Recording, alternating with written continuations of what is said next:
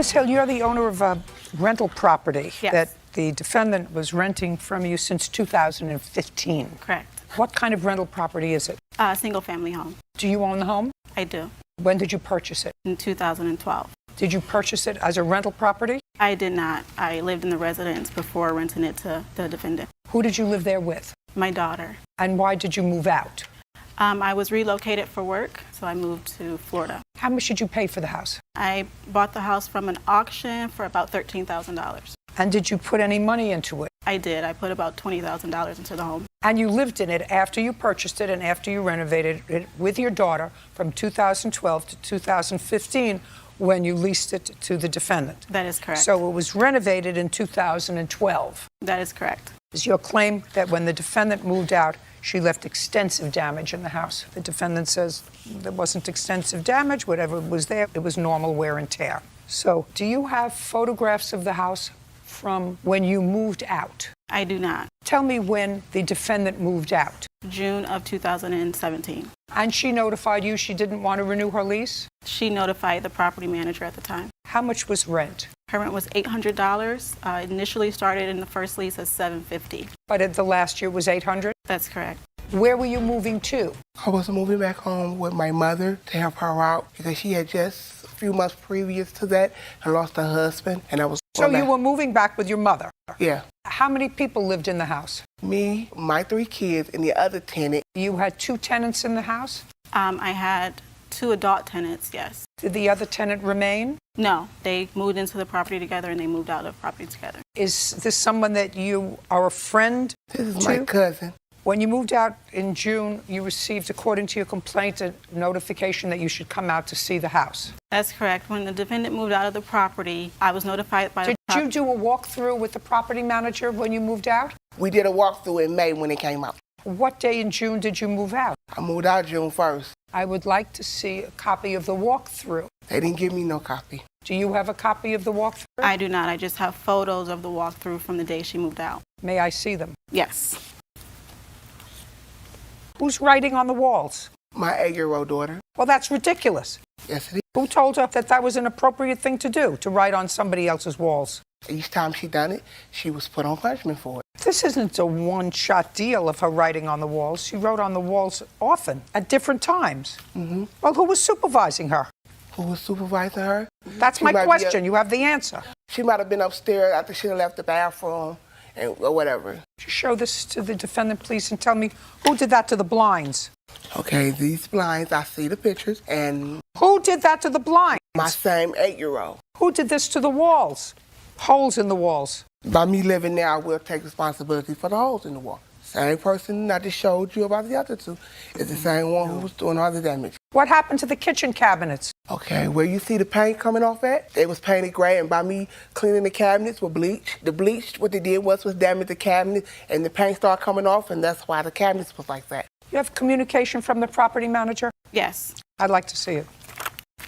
That was the afternoon of the walkthrough where Could you please show this to the defendant?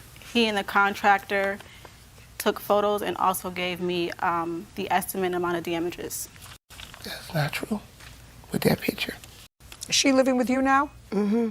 It's here. How does she and her children treat your property? They treated all right. Well, who taught her to treat other people's property like this? Nobody. Did you have the place fixed? I have.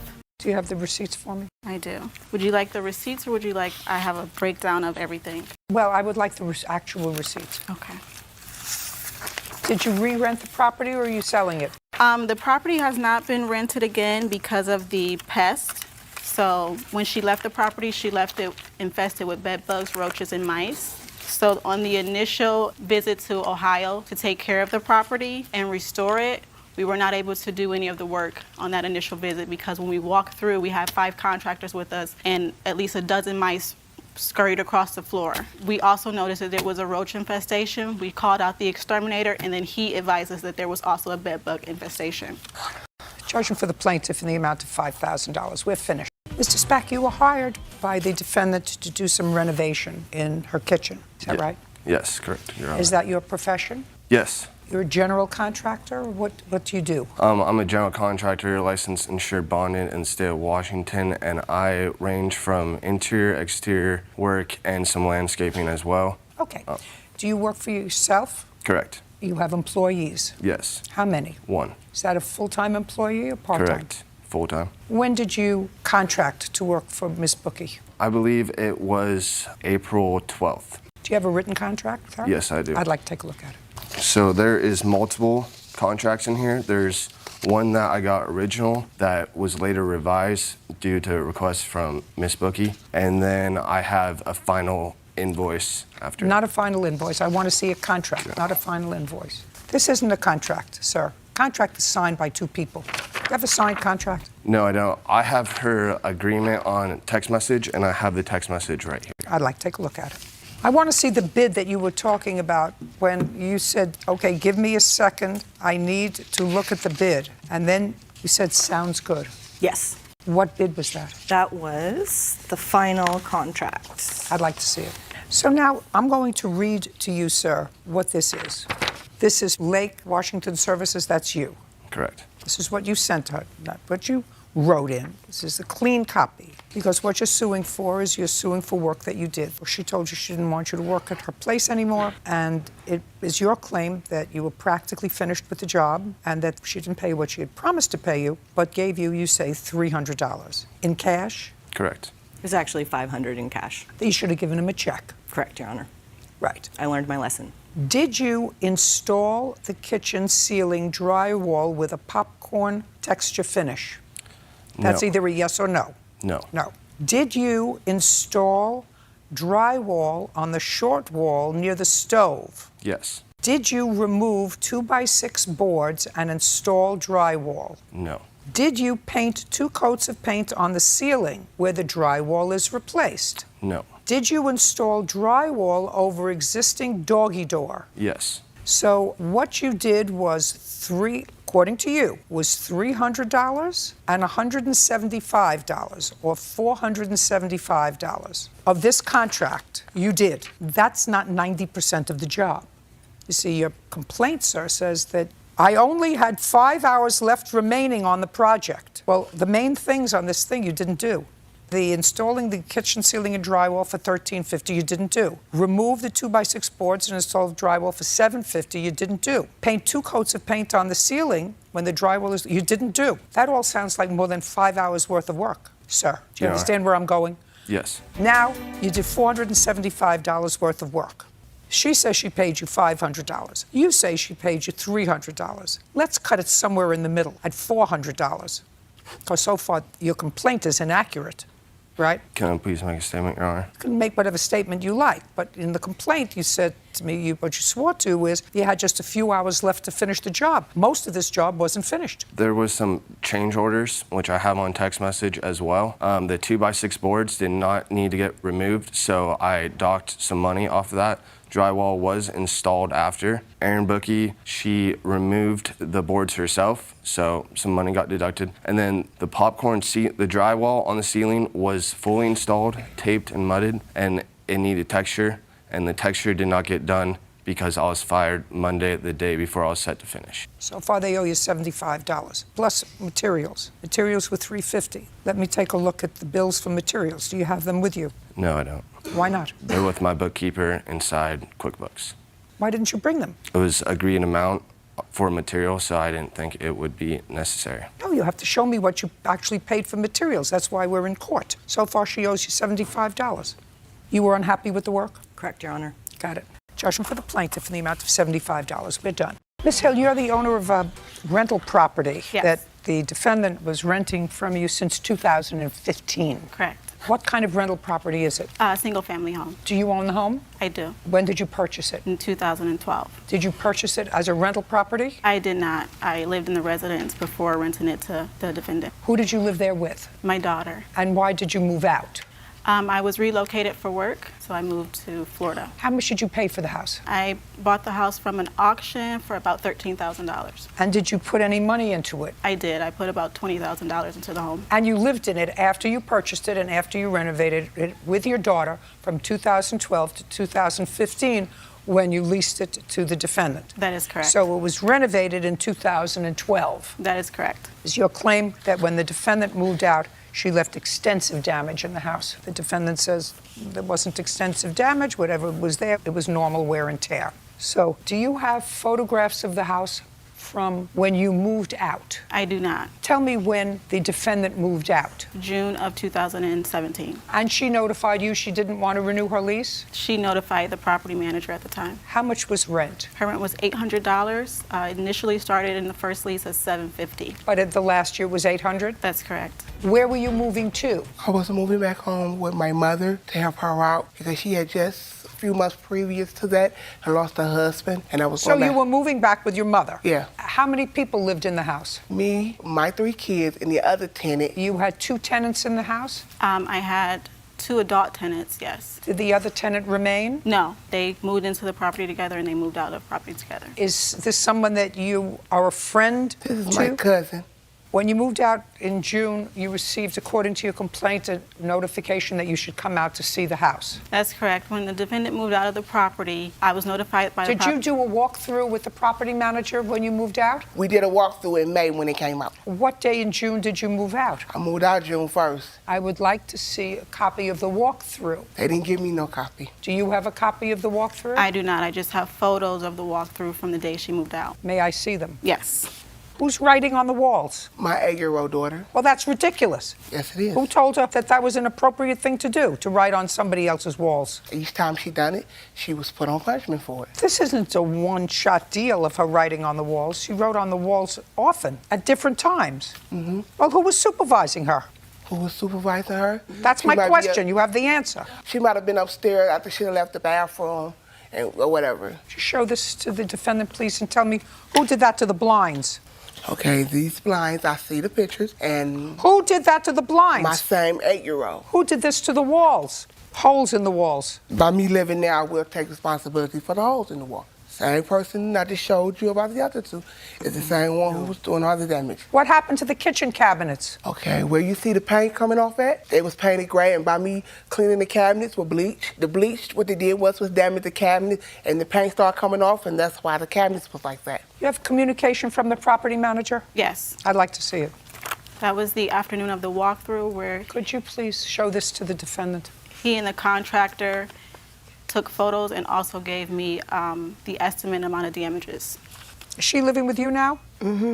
Yes, yeah. How does she and her children treat your property? They treated all right. Well, who taught her to treat other people's property like this? Nobody. Did you have the place fixed? I have. Do you have the receipts for me? I do. Would you like the receipts or would you like I have a breakdown of everything? Well, I would like the actual receipts. Did you re-rent the property or are you selling it? The property has not been rented again because of the pest. So when she left the property, she left it infested with bed bugs, roaches, and mice. So on the initial visit to Ohio to take care of the property and restore it, we were not able to do any of the work on that initial visit because when we walked through, we had 5 contractors with us and at least a dozen mice scurried across the floor. We also noticed that there was a roach infestation. We called out the exterminator and then he advised us that there was also a bed bug infestation. Judgment for the plaintiff in the amount of $5,000. We're finished. Miss Crosby, how old are you? I'm 18. Mr. Stevens? 18. Who do you live with, Miss Crosby? I live with my best friend and her mother. And how old is your friend? She is 17. So you live with your 17-year-old friend. Is that you? No, I'm her mother. That would be a compliment. So you took Miss Crosby in with her baby, Yes, and you have a daughter who's 17. right. You and Mr. Stevens have a child together. How old is that child? He is 5 months. Do you work? No. Have you ever worked? Yes, I have. When? Around end of May, beginning of June. So maybe you worked 3 weeks. Yeah. Not talking about 3 weeks worth of work. I'm talking about, did you work in 2016? No. 17? Yes. Where did you work in 17? Burger King. When? End of April, beginning of May. So for a Sorry. couple of weeks in April and May. Yeah. Okay. So you don't work. Right. Who supports you? They do. The reason why I don't work now is because he has called CPS and the policeman on me so many times that I had to ask off. And finally they said, well, we're just going to take you off the schedule. And I have evidence, actually, of the CPS report. I know that he called CPS on you. Where were you living prior to moving with these people? I was living with him Where? in North Vernon. In a house, an Yeah, in apartment? a house. Whose house? His grandmother's. So the two of you and your baby lived with him and his grandmother. Right. Did you live with the grandmother while you were pregnant? For a short while. Did you move in with his grandmother when you were pregnant? Yes, for a short while. When did you move out? Move out or move in? I'm asking you a question. I'm trying to figure out your life. You had parents. Evidently, the parents aren't an option to live with. Right. For whatever reason. I don't have to get into that. But you got pregnant, and from getting pregnant, did you move in with Mr. Stevens' grandmother? No. Where did you go? I was living with my family up until Christmas. And what happened Christmas? I moved in with him because my dad no longer allowed me in his place. Okay, so Christmas time, your father said out. You moved in with Mr. Stevens, and when was the baby born? In February. Okay. This whole stupid scenario of 18, 17-year-olds having babies didn't work out. And you left Mr. Stevens' grandmother's house at some point and went for a couple of days, probably to stay with these people. Your last name is? Bassett. You went to stay with Miss Bassett. And then you came back. You were gone for a few days. How long? I was gone for a week. And you were taking the baby to the Bassetts with you. Right. I left with the baby, yeah. And then you came back. And what happened when you came back? I thought we could work out, but he decided to be controlling. Okay.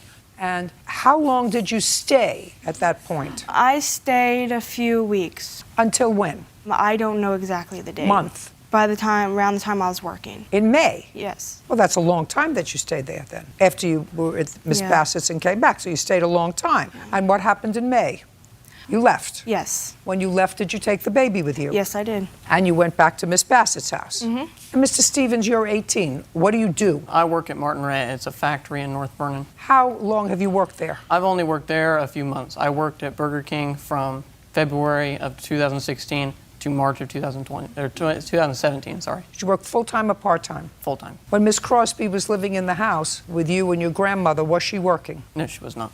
Okay. This is what the case is about. You left, you want your baby's stuff. You took your stuff, but you want the crib, you want all the baby's items. He says the baby's items are staying here. And you have a complaint that he called CPS on you on, I don't know, 2 occasions or 3? 3. 3 occasions after you left the last time. Yeah. Okay, let's deal with the baby's items. Do you see the baby? No, I did not. Why not?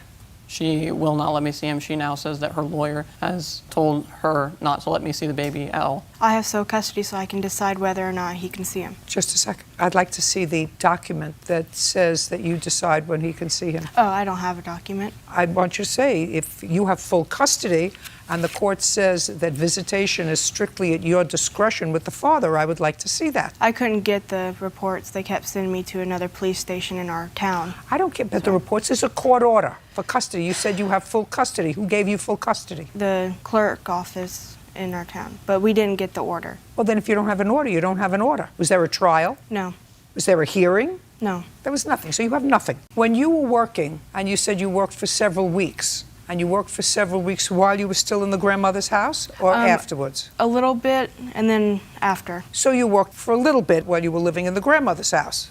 Yes, And when you were living in the grandmother's house and working, what hours were you working? I was working from 4 to 10, 4 to 12. Who was taking care of your son? He was. But while... Shut up! Okay. I didn't ask you a question. So when you were working from 4 p.m. to 10 p.m., and he was taking care of his son, and then you were working sometimes 4 to 12, and you were working from 4 to 12, and Mr. Stevens was taking care of his son, right? Why wouldn't he have the opportunity to see his son since May? He has seen him for weeks, a few times. It's just recently that I have cut it off. What do you mean he's seen him a couple of times? What does that mean? I would let him see him every Tuesday and every Friday From when to when and where? at 6 to 7 Where? at our city park. Are you still living with your grandmother? Yes, Your Honor. What's wrong with you? What's wrong is that he will cause trouble while we were visiting, and one time we actually had to have a police officer who was off duty, though, come up and try to settle Why things don't you just, you have a lawyer? Yes. How did you get the lawyer? through legal aid. Tell the lawyer that you want to set a fixed visitation schedule so that your son can visit with his father on a regular basis, because his father used to take care of him when you weren't there, and not at a park for an hour with you there, at a regular time. And as far as I'm concerned, I don't know if you have the time or the money. She has legal aid, so legal aid won't represent you, so therefore you have a problem. You understand that? but I assume you want to see him. Yes, I have hired a lawyer. Good. And I'm hoping that since you hire a lawyer, the lawyer will make arrangements for you to see your son on a regular basis. Hopefully, if you work during the week, on weekends and stuff, why wouldn't he have the need for the baby's furniture? Who bought the baby's furniture? I got it all from my baby showers. So it was gifts for the baby. Yes. It stays in his house. Baby gifts. Just because you're depriving him of seeing his child, a child that you let him watch when it was convenient for you, and now your lawyer says don't let you see him at all. I don't know what kind of brilliant lawyer that is. Doesn't mean he's going to give you all the furniture so he has nothing. Get a job and buy furniture. May I say something? You can say whatever you like. While I was living with him, he would come home from school. And I'm like, hey, can you take our son so I can take a shower and eat before I go to work? And he was like, no, because your shift isn't over. I need the extra half an hour to do whatever I want before I watch it. Well, let me explain something to you. That's what happens when two idiot morons who were 17 years old make a baby. Those are the kind of answers that people give each other when they're not old enough to give up their dolls, but they make a baby. Now you're in this pickle. You're 18 years old and you have the responsibility of having a child. Well, you'd better grow up very fast. Since he has a job, he will not provide for Oliver. I would ask for diapers. Even when he was seeing him, I would ask for diapers or wipes. Seeing him is not at your discretion. I think that if you were smart, Miss Bassett, who seems to have an interest in you, would say, why don't you go to a mediator and work something out so that he's working during the week and he should be paying a certain amount of support for his son, for you, and you have to get busy and find daycare and get a job and get a life. But in the meantime, he's working, you're not. And he should be supplying some support for his son. You would agree with that? Yes, sure. Could I also And at the same time, he should be seeing him regularly, because the nonsense that you give me is nonsense because you left him alone with the baby from 4 to 10 at night and 4 to midnight when you weren't home. So you weren't concerned that he wasn't taking care of him. Because if you were concerned that he wasn't taking care of him, you wouldn't have left him home. Can I say something?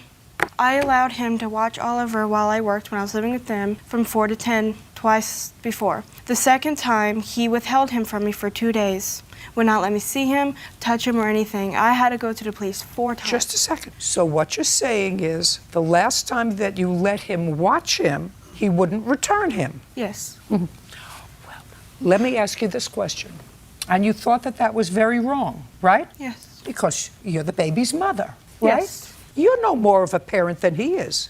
When you left his grandmother's house, the place where the baby was born, you didn't leave the baby there. You took the baby with you, right? Yes. What gives you the right to do that?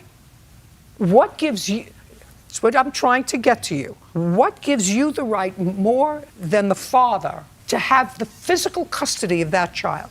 And if you think it's just because you're the mother, that's not the law. The law is if it doesn't work out and you have a child, what you're supposed to do is sit down like almost grown-ups and say, listen, this isn't working out and I'm going to live at the Bassett's. Baby's name is? Oliver. I'm going to take Oliver with me Monday through Friday because you're working. I'll bring Oliver to you, or you can come get Oliver Friday night and keep Oliver until Sunday so that you can see him regularly. But this isn't working out between us. Before, when I was letting him watch him, I actually was breastfeeding him a little bit. Listen to me. Breastfeeding a little bit means what? Meaning, Breastfeeding a little I did matrimonial work and I understand this. This is something that maybe you discussed with your lawyer, right? Also. yeah. Of course. You have to understand, this was my business for years. When you were breastfeeding Oliver and going to work, how were you doing it? I would feed him at night to help him sleep. And during the day, who gave him a bottle? I did. When I was... And she did. And you bought formula, right? Yes. That's what comes under the terms nonsense.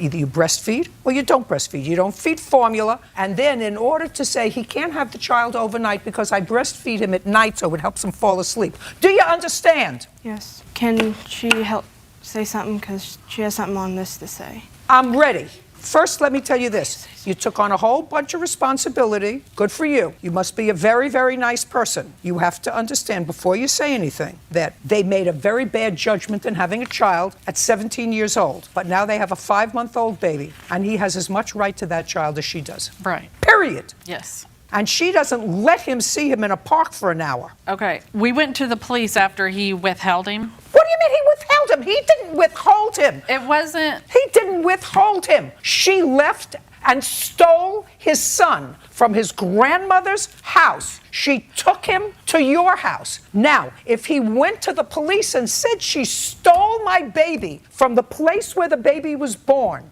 what do you think the police would have said? They would have said, we don't get involved in that, go to family court. But because now the baby is back at the grandmother's house and he says, you can't take him.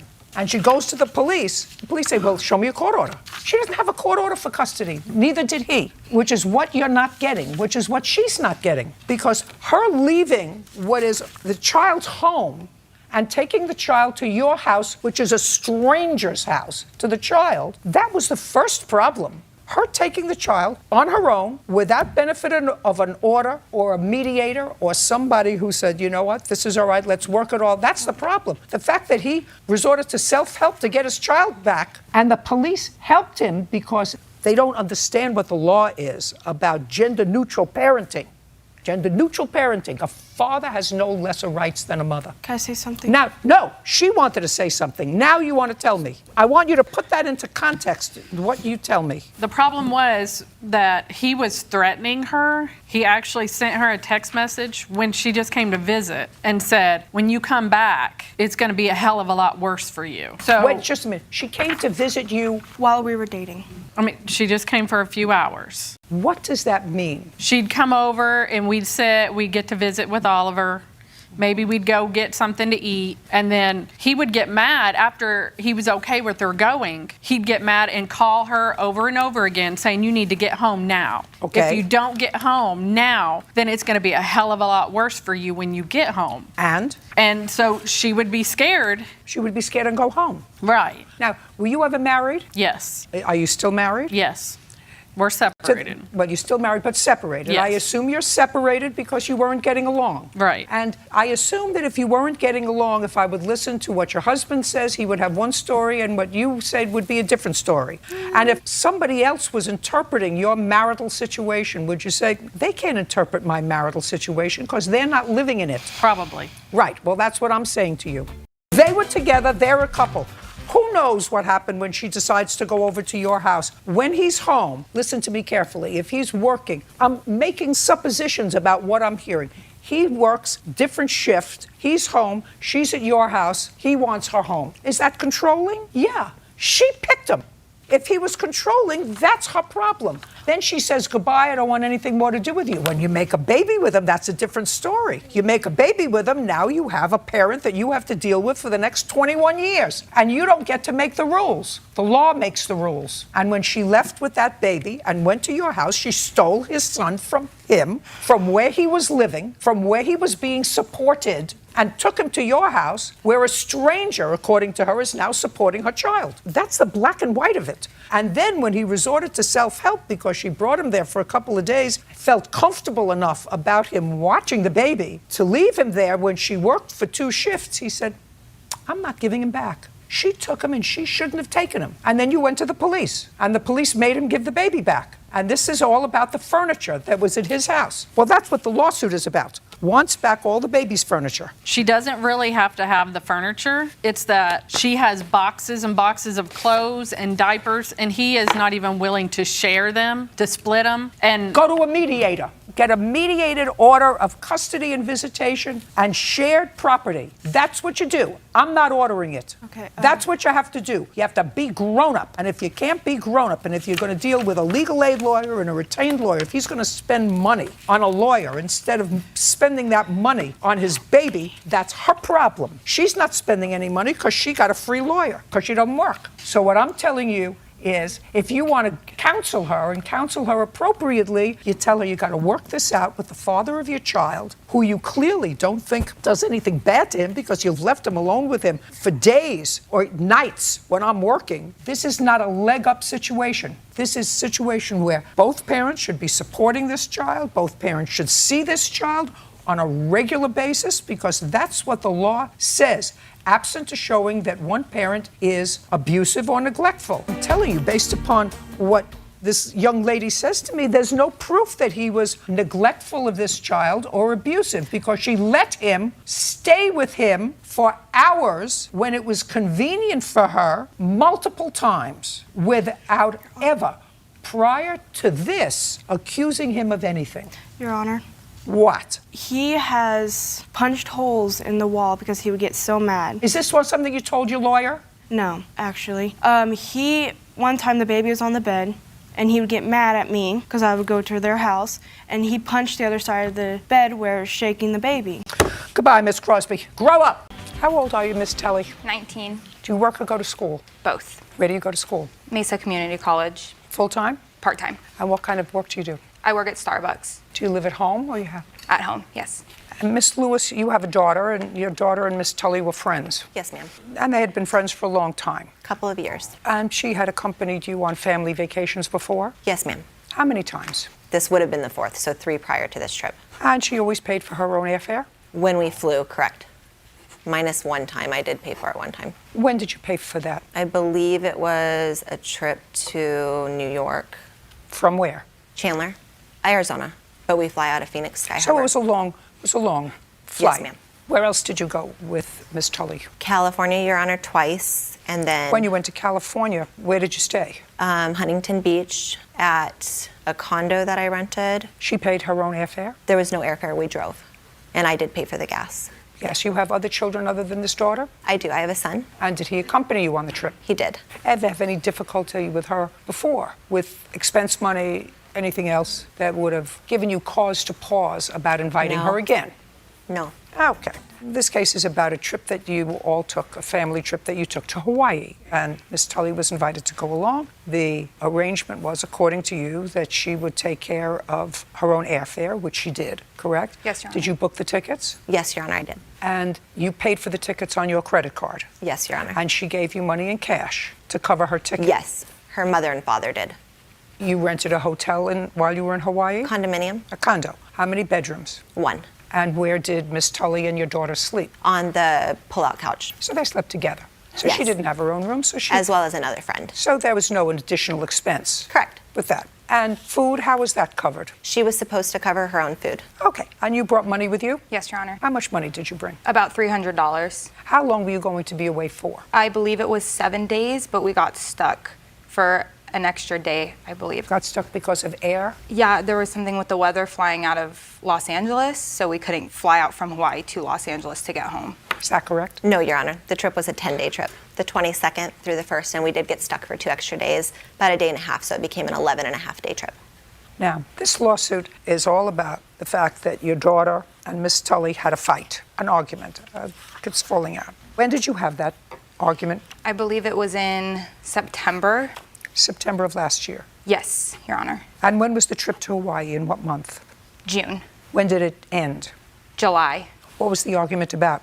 I did not want to be friends with Why? her daughter anymore Why? because I did not like the way that I was treated around them. Like what? What do you mean? There were just comments that were constantly made about the way that I lived my life and my family and the money that my mother earned, and I just did not want to be a part of it anymore. And you told, what's Miss Lewis's daughter's name? Bree. Where did you have this discussion with her that you didn't want to be friends anymore? I did not have a discussion with her. I unfollowed her on social media. That must have been after something happened, Miss Tully. I just decided that I didn't want to be friends with her. She went away to college and I stayed home for college. We didn't have any contact. We didn't talk. What happened after you came back from Hawaii? We talked maybe once or twice because I went out of town with my grandparents and stayed with them for about 3 or 4 weeks and then returned home for school. During that 3 or 4 week period, did either Miss Lewis or Bree contact you about any money that you owed No, them? Your Honor. On what date did you unfriend her daughter? I do not remember the exact date. You remember the month? I believe it was September. It could have been October, though. I'm not 100% sure, though. Do you remember? Yeah, it was in September. September 28th, I believe. So now I'd like you to tell me, Miss Lewis, what you're suing her for is $375 because you say you went to some events while you were in Hawaii that you purchased tickets for, I don't know, dolphin shows or whatever else you paid for, and she was supposed to pay you back. I want you to show me when the first time was that you requested the return of this money. I I'd like did to- not request the return of the money first. Irene contacted me because we had already made a discussion about the money and her paying me back, and she did let me know that she was going to Rhode Island with her family, so she wouldn't be able to start working again until she got home. Therefore, she couldn't start making payments until she was Just a working, and I second. understood Was that in a phone conversation? A text conversation, correct? I'd like to see that. Yes, ma'am. Well, you clearly knew before you went to Rhode Island that you owed her some money, because that's what it says here. Okay, yeah, but I didn't. Okay, so we were supposed to go to Hawaii, and I Now, was listen told. to me. Listen to me. Okay. You clearly knew based on this text, hey, I'm heading home from Rhode Island today, so can you send me what I owe you from Hawaii? That's what you wrote to her on Sunday, July 31st. Okay. So you clearly knew that you owed her some money. And at some point, she responds on August 10th, I added it together and it was $375. And then you ask her for a breakdown. She gave you a breakdown. And some of it looks legitimate, and some of it I can see why you might question. Okay.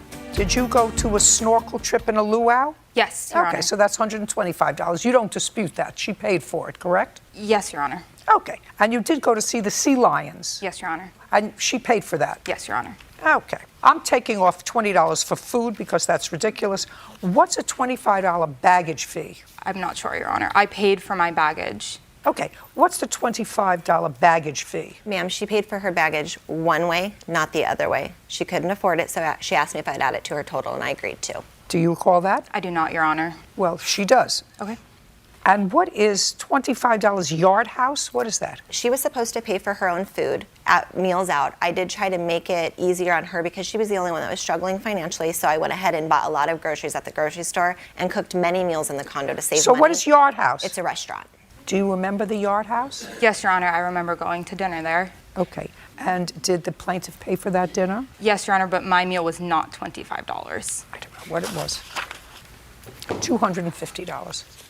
Okay, so you acknowledge that there were certain expenses that you had, and I've taken some off Yes, Your that I actually can't justify. But that's still $250. Yes, Your Honor. Okay? Okay. Judgment for the plaintiff. We're done. Mr. Ramirez, how old are you, sir? I'm 22. What do you do for a living? I work at a restaurant. I'm a server. In what restaurant? Ramen by York And where is it located? in Highland Park. What are your hours of employment, sir? I'm part-time right now, What are your hours of employment? from 6 to 11. 6 p.m. Yes, to 11 to p.m. 11 p.m. And what do you do all day? Well, I'm starting school again. I just started school. I don't care what you are doing soon. What do you do now during to the day? Which school do you attend now? I do an online schooling. So you don't go to school, you do online, which means you work out of your house? Yes, And who do you live with? my parents. And what do they do? Construction. They both work? Yes. Are they working today? No. Where are they today? They have regular regular activities that they do throughout the day.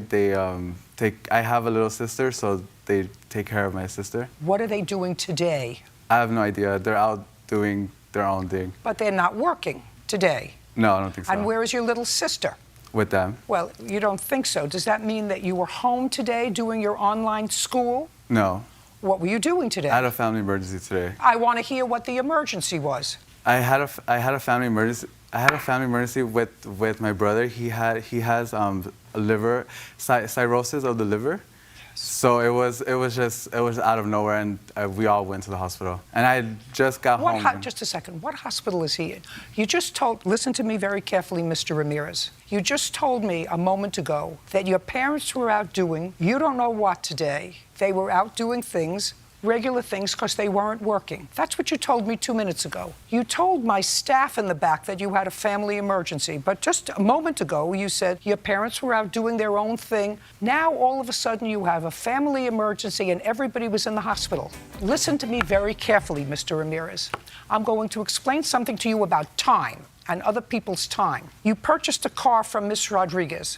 You didn't know her before you purchased the car from her, is that correct? Yes. You purchased the car from her because you saw the ad online. Yes. Correct? And you bought the car and you had an agreed upon price. Yes. I'm going to get to the rest of the facts of the case because you didn't finish paying for the car. Absolutely. I'm going to get to the facts of the case in a minute. I'm not finished with you about other people's time. I spent a lot of time in school preparing for what I do. All these people work. Do you know what I mean? Work. Full time. They work. They get up in the morning and they don't go to school online. If they went to school, they actually got out, put their behind in a car, drove to school, or went to school. Do you understand? I'm here waiting for you because you couldn't get here on time.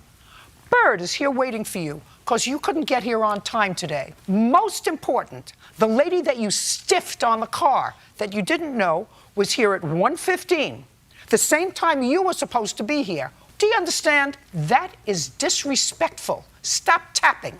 That's disrespectful. It's disrespectful of other people's time when you're late. You see all these people sitting in the gallery? They could have been home 40 minutes ago if it wasn't for you. I could have been home 40 minutes ago and been on the treadmill if it wasn't for you. She could have been on her way home if it wasn't for you. Do you understand?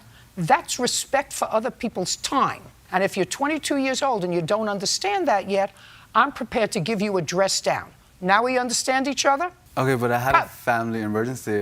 Listen to me. Listen to me. Mr. Ramirez, I understand your words, family emergency. You told me 5 minutes ago you didn't know where your parents were. They were out doing chores because they weren't working today. And then when you realized where I was going, you went back to your original wrote, I had a family emergency. Now, all of a sudden your parents who were out doing chores were at a hospital with your brother who has cirrhosis of the liver? Is that what you're telling me? You forgot about that when I asked you first where your parents were? If I asked you, Mr. Ramirez, where are your parents today? And you said, we were at the hospital with my brother. That I could understand. But when I asked you where they were, uncross your hands. You said to me they were out doing their things because they're not working today. Do you understand? Yeah. Perfect. Now, you bought a car from Miss Rodriguez and you agreed to pay her how much? $1,600. You gave her a $500 deposit. She's a trusting soul. You gave her a $500 deposit, and because you probably said to her, I'm going to pay you every month religiously until the $1,600 is paid off, just like you told me you had a family emergency, she trusted you enough to give you the registration for the car, right? Right? Yes. And then you were smart enough to register the car in your own name, right? Yeah, I wasn't registered. You never had the car registered? No, it wasn't registered before. I don't care whether it was or not. You had it registered in your own name. Yes. And that was the last Miss Rodriguez heard from you. Now, when he purchased the car, he came, he looked like a nice young man, right? Yes. And he said, I promise I'll give you what? How much a month? It was supposed to be $500 every week for 2 weeks. He was going to give you $500 a week for 3 weeks?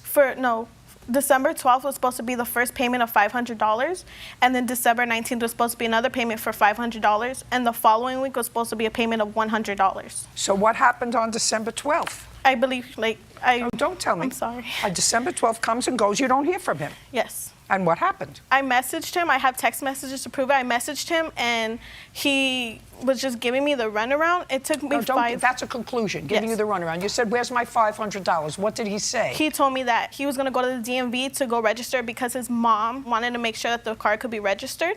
I told him, okay, but he still had to pay me the $500. And he said that he had to spend like $500 for the smog and to register the car. He said that he was going to go try to get a loan or borrow money from his cousin. But I told him if he pays me next week, he's going to have to pay me $1,000 because it's a late payment. Right. Well, then he was supposed to pay you the $1,000. Yes. The following week, $500 a week. He doesn't make $500 a month. Serving, what kind of food do you serve? Ramen?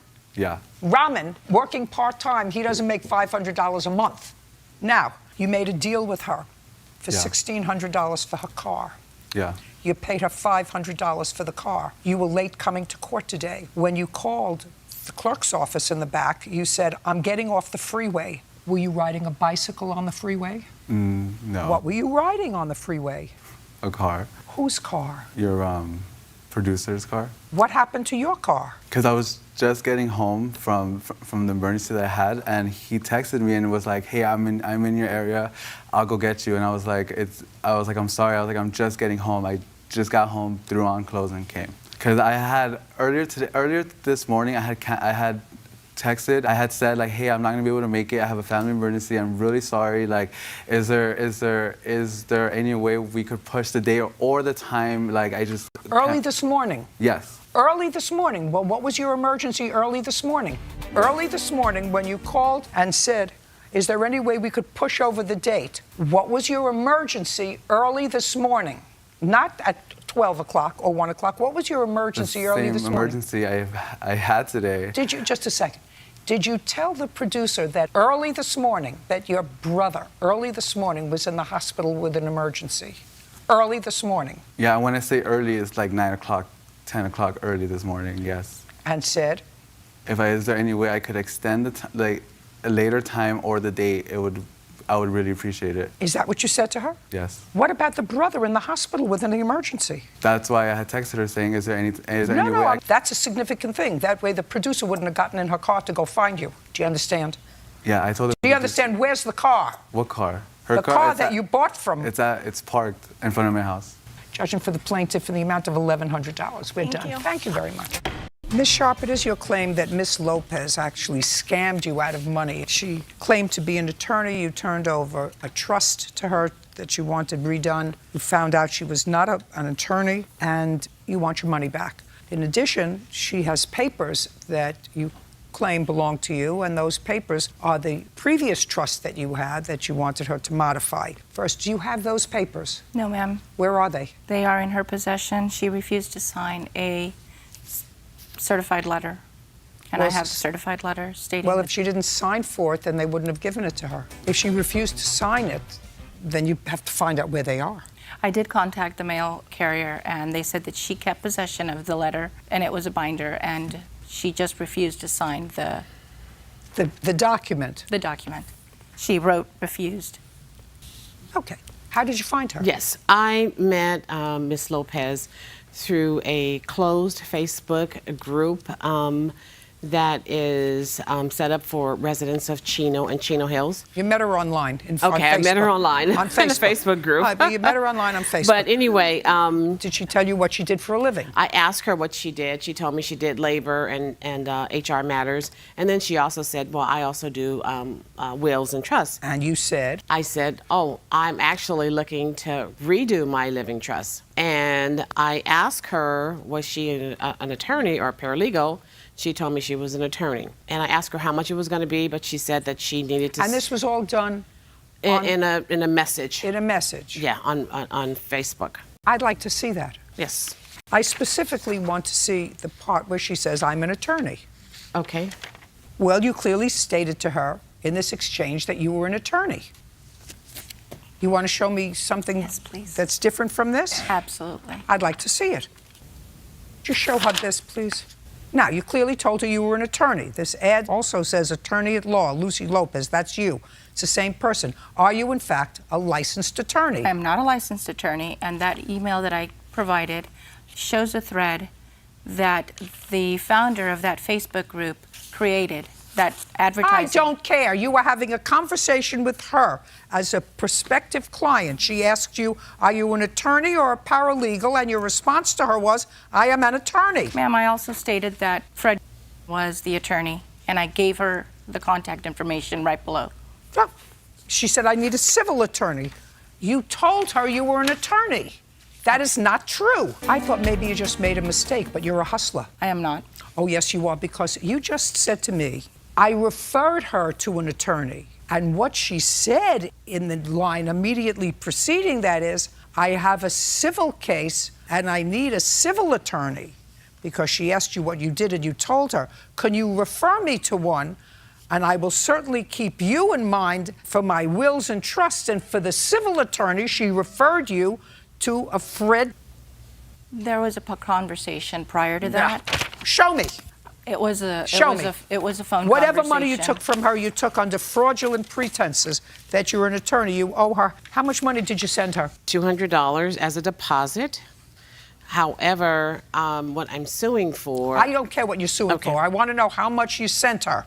$200. Judgment for the plaintiff. We're done. Thank you. Ms. Carter, you and the defendant have a child together. You are not married. You don't live together. Yes, ma'am. There came a time, sometime in September, when, according to your complaint, we're supposed to meet with the defendant to get some money. Yes, ma'am. And that was on September 16th. Where were you supposed to meet him? At his mother's house. And when had you made that appointment to meet him at his mother's house? Earlier that day at work. Tell me how that came around. We were supposed to be like exchanging for getting diapers, wipes, little necessities. Now, did that come around as a result of a phone call, a text message, an email? Phone calls and texts. I'd like to see the text that you were coming to his mother's house, because that's not where he says you were supposed to meet. Is that right? Yes, ma'am. He says you were supposed to meet at, Walmart. which is where she works.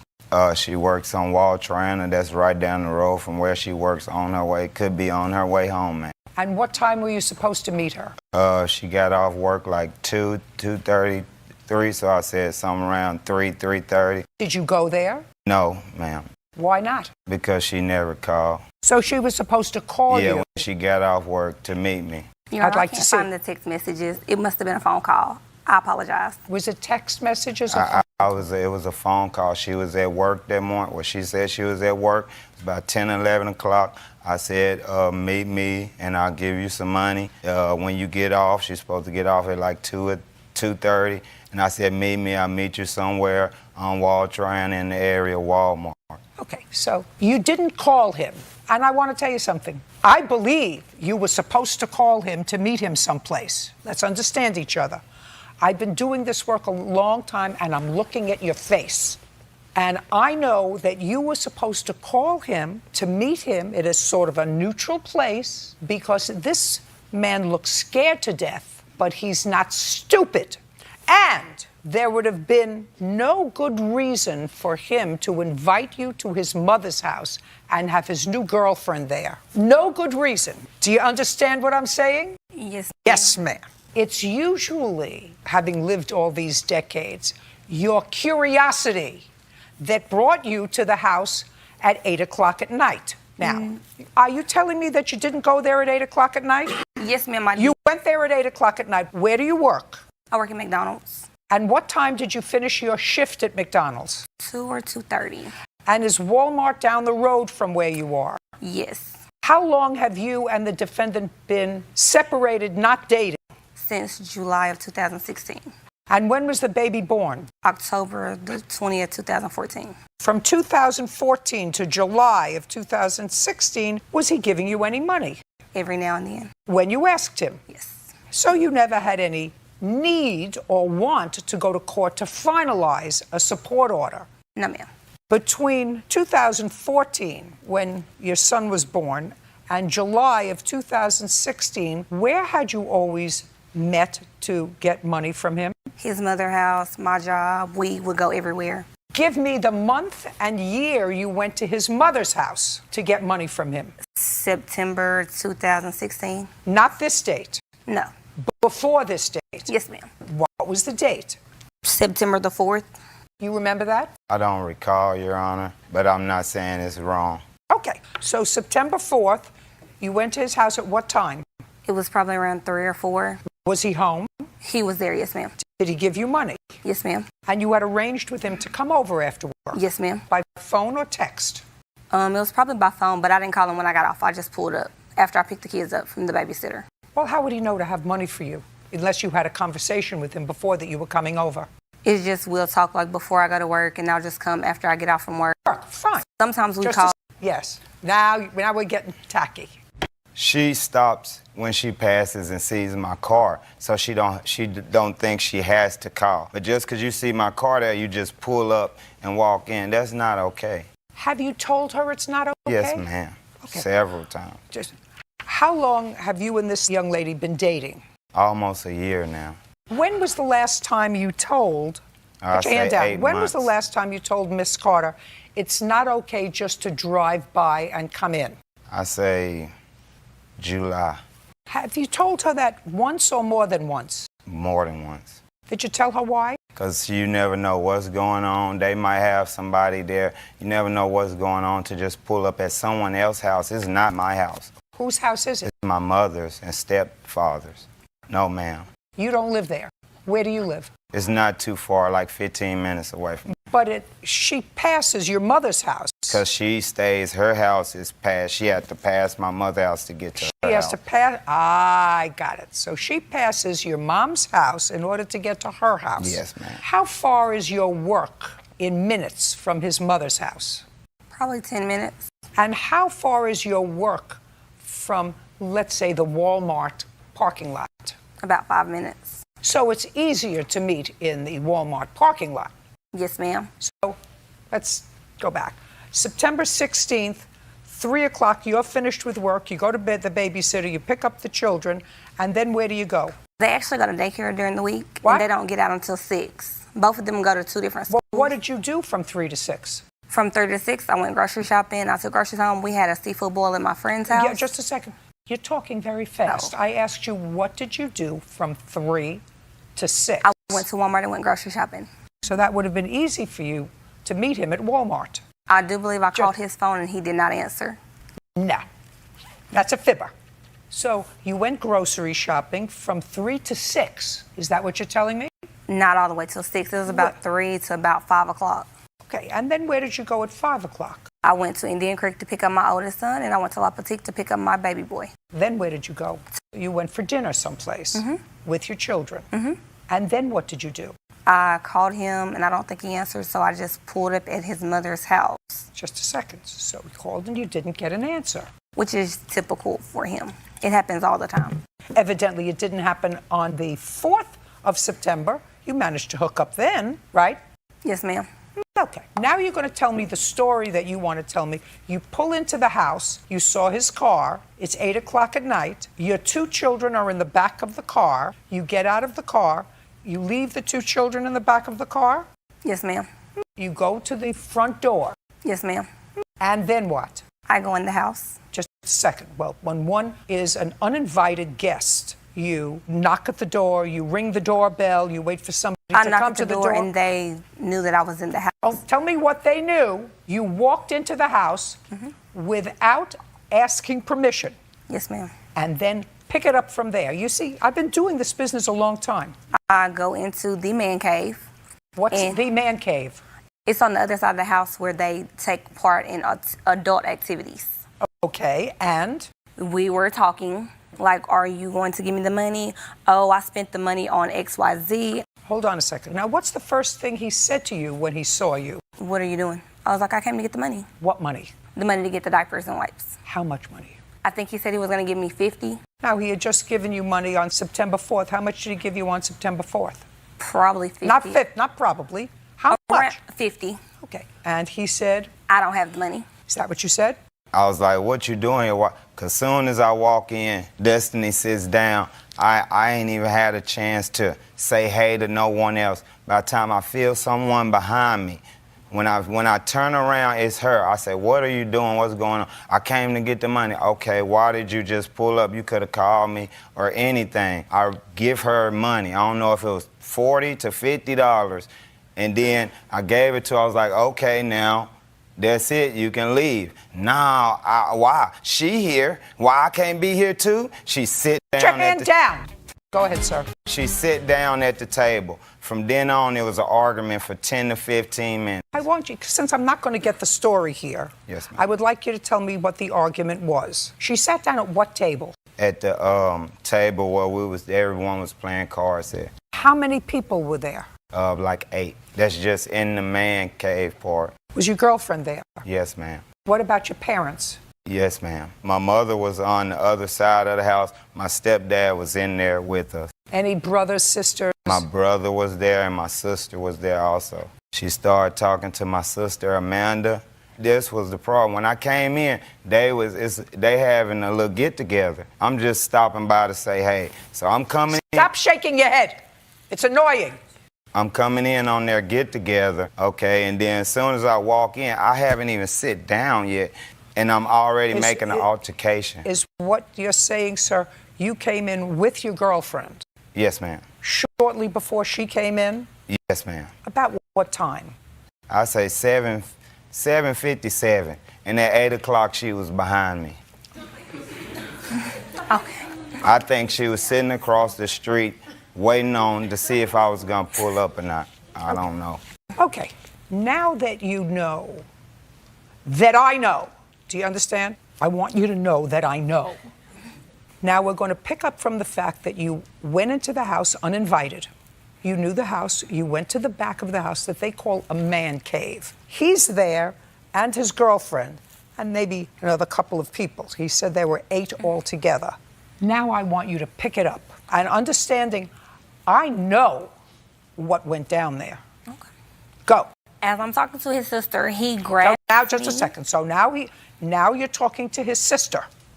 What were you talking to his sister about? Going to the club.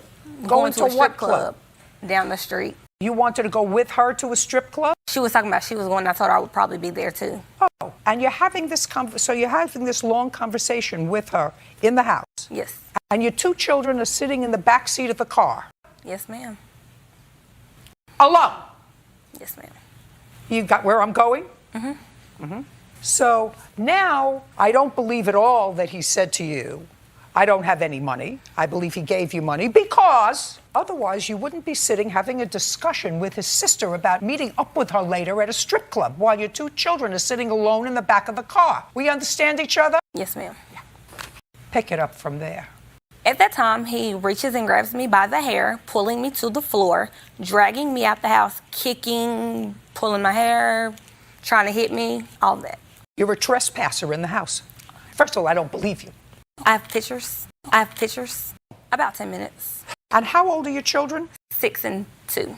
So you left a 6 and a 2-year-old alone in the back of the car while you were discussing with his sister going to a strip club later on that evening. Is that what you're telling me? Yes, ma'am.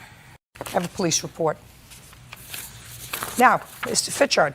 Yes, ma'am. She says that while she was talking to her sister, you grabbed her by the back of the hair and pulled her out of the house, kicking and screaming. Is that what happened? No, ma'am. You want to tell me what happened? Yes, ma'am. Okay, I asked her to leave like 3 or 4 times. Then I stood in front of her. I said, please leave. I pointed to the door 3 times. By that time, about the 3rd time, I'm cussing. I'm like, freaking leave. Okay, by that time, she go to jump up and lunge at me. When she lunge at me and go to grab me, I grab her hair and hold. And by the time I grab her hair, the whole time, it is 8 people just knowing we finna fight. As soon as she lunged at me and I grabbed her, 6 people grabbed both of us. No one of us can move. She's down because I was holding her hair, ma'am. But that's it. She's punching, kicking. Then she locked on my knee, biting me. And then eventually they pulled her off of me, and my mom and my sister and someone else escorted her to the car. I sit in the house like 3 to 5 more minutes. She is out there going crazy. Both of us wants to leave, so I tried to leave, and she pulled her car in front of mine. That's what started the altercation where I had to turn my car around. Your car was in first. Did she pull up behind yours? No, ma'am. Where did she pull up, and where were the children? The children was in the back seat. She pulled up. It's like, okay, when the driveway go, it splits like this. I was right here. She pulled on this side behind another car. You were both free to leave at that point. Yes, ma'am. I'm going to tell you what I think, sir. Yes, ma'am.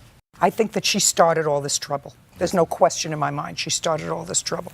I think that you exercised poor judgment when she left, when she was out of the house. What you shouldn't have done is gotten into your car in an attempt to leave while she was still on the scene. Yes, you ma'am. should have waited inside or called the police, let the police come, diffuse the situation. That was a mistake, because there's no question in my mind that she started this whole, Yes, ma'am. this whole problem for which she's not getting rewarded. Yes, ma'am. Did you file for a protective order? No, ma'am. I didn't file the protection order because of our son. Don't tell me because. You didn't file a protective order because if you filed for a protective order, there would have been a hearing, a trial, and there were 8 witnesses to what went down that day. That's why you didn't file for a protective order or press any charges against him. Now, do you visit with your son? When we're not fighting, like... So this is what I'm going to suggest to both of you. Yes, ma'am. I think if the children live with you, the defendant should pay a regular amount in child support and have a fixed time to visit with his son on his own terms, not your terms. That means that one or both of you can go to the family court. You ask to be legally declared child's father, which is an order of filiation and a paternity order. You say, I want a fixed order of visitation. Do you work? Yes, ma'am. Do they pay you by check? Yes, ma'am. Great. You tell the court, this is what I make, this is what I earn. And you tell the court that you want them to take a support order right out of your check so that you don't have to have anything to do with her with regard to money. Okay. and you tell the court that I want a fixed order of visitation so that she doesn't dictate when you get to visit. The court tells her when. Yes, ma'am. Now, if you don't pay the support order, then they will first take your driver's license away. They'll do all kinds of things. They'll take your tax return, and then they could put you in jail. Yeah.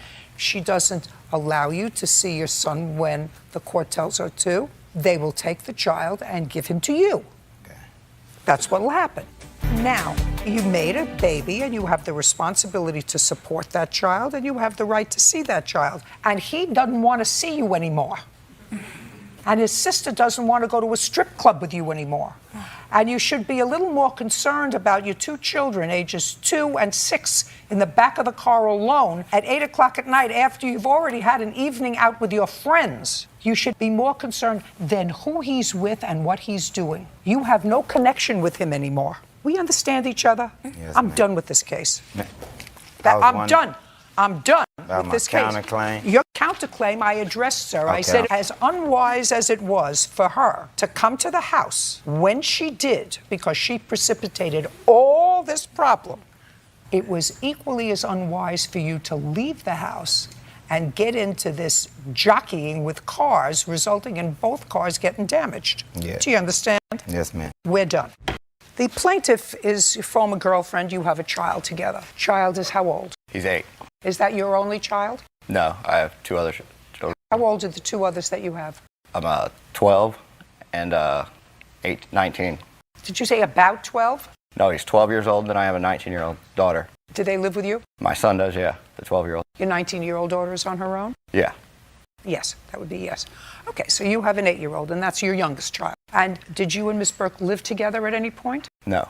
But you enjoy visitation with him. Is that court-ordered visitation? No. It's visitation that you arranged with each other. Yes. And when do you have the visitation? Just every once in a while. We're going through court right now, so it'll probably be a regular A visitation. regular visit, okay. Right. Well, October 2nd of last year, an incident occurred. Tell me about what was the schedule for visitation on that day? She was supposed to drop him off with me for 2 hours, and so... What time? I can't remember the exact Well, time. this is important. You know you're coming here today because if you don't remember, I'm going to get the information from her. Oh, okay. She was supposed to drop him off. Right. Is there any reason why you weren't picking him up? No, she was dropping him off, and I was taking him back. Do you live far away from each other? About 30 minutes apart. So that was the arrangement. She was going to drop him off. Right. And you don't remember the time? I don't remember the exact time. Do you remember the time? Our arranged time didn't work out for either one of us. So he told me to give him a call before we left, and that's what I did. I just called him and told him that we were going to be on our way. That was about 4:30. Do you remember that conversation? Yes. Now you do. Okay, so now I'm coming back to you. So she said we're on our way and it takes about 30 minutes to get there, which means that she should have gotten to your house at about 5 o'clock. Right. Did she get there at 5 o'clock? And what were you going to do with your son for those 2 hours? We just went and hung out, and I was going to take him to the park, but he wanted to shoot. I took him to shoot a BB gun. Did you discuss that with his mother? No, I sent her pictures of it, so she knew what was going on. So you sent her a picture of him shooting a BB gun. And where was your 12-year-old at the time? He was right beside him shooting a BB gun. And then you decided to take him home. Yes. But you decided to take him home a little early. No. No. No. Are you sure? Yeah, I'm sure. Well, you say in your answer, I know I got that from someplace, she said, when I arrived, she was upset that I dropped him off early. No. That's what you said in your she answer.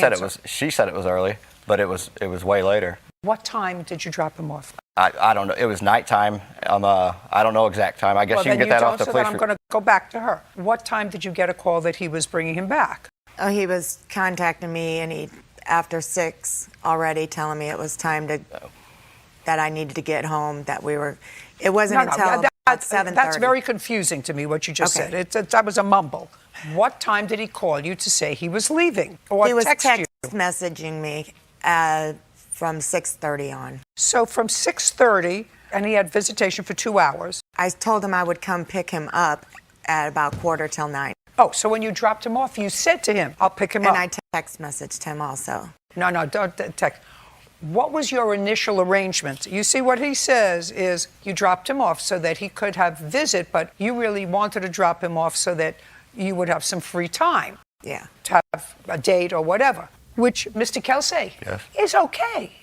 Yeah, it's okay. Right? That's okay. Right. You're not together anymore. She can have a date, and you Right. can be a babysitter. Right. Right. Yeah. Now, so I'm going to come back to you. Did you get the message from her, either verbally or by text, that she would pick him up at about 8:45? Yeah. Yeah. Yes. But I already had my day planned, and I had things to do, and I was supposed No, to do just a something. second. What did you have to do? Well, the agreement. Not the agreement. What did you have to do? I was helping somebody move that night. That ain't a Who? good. Huh? Huh, it's not an answer. I didn't- What was the name of the person that you were Oh, his going to name help was Bob. to move that Is night? it- Bob what? Bob what? Get on your phone and give me the number.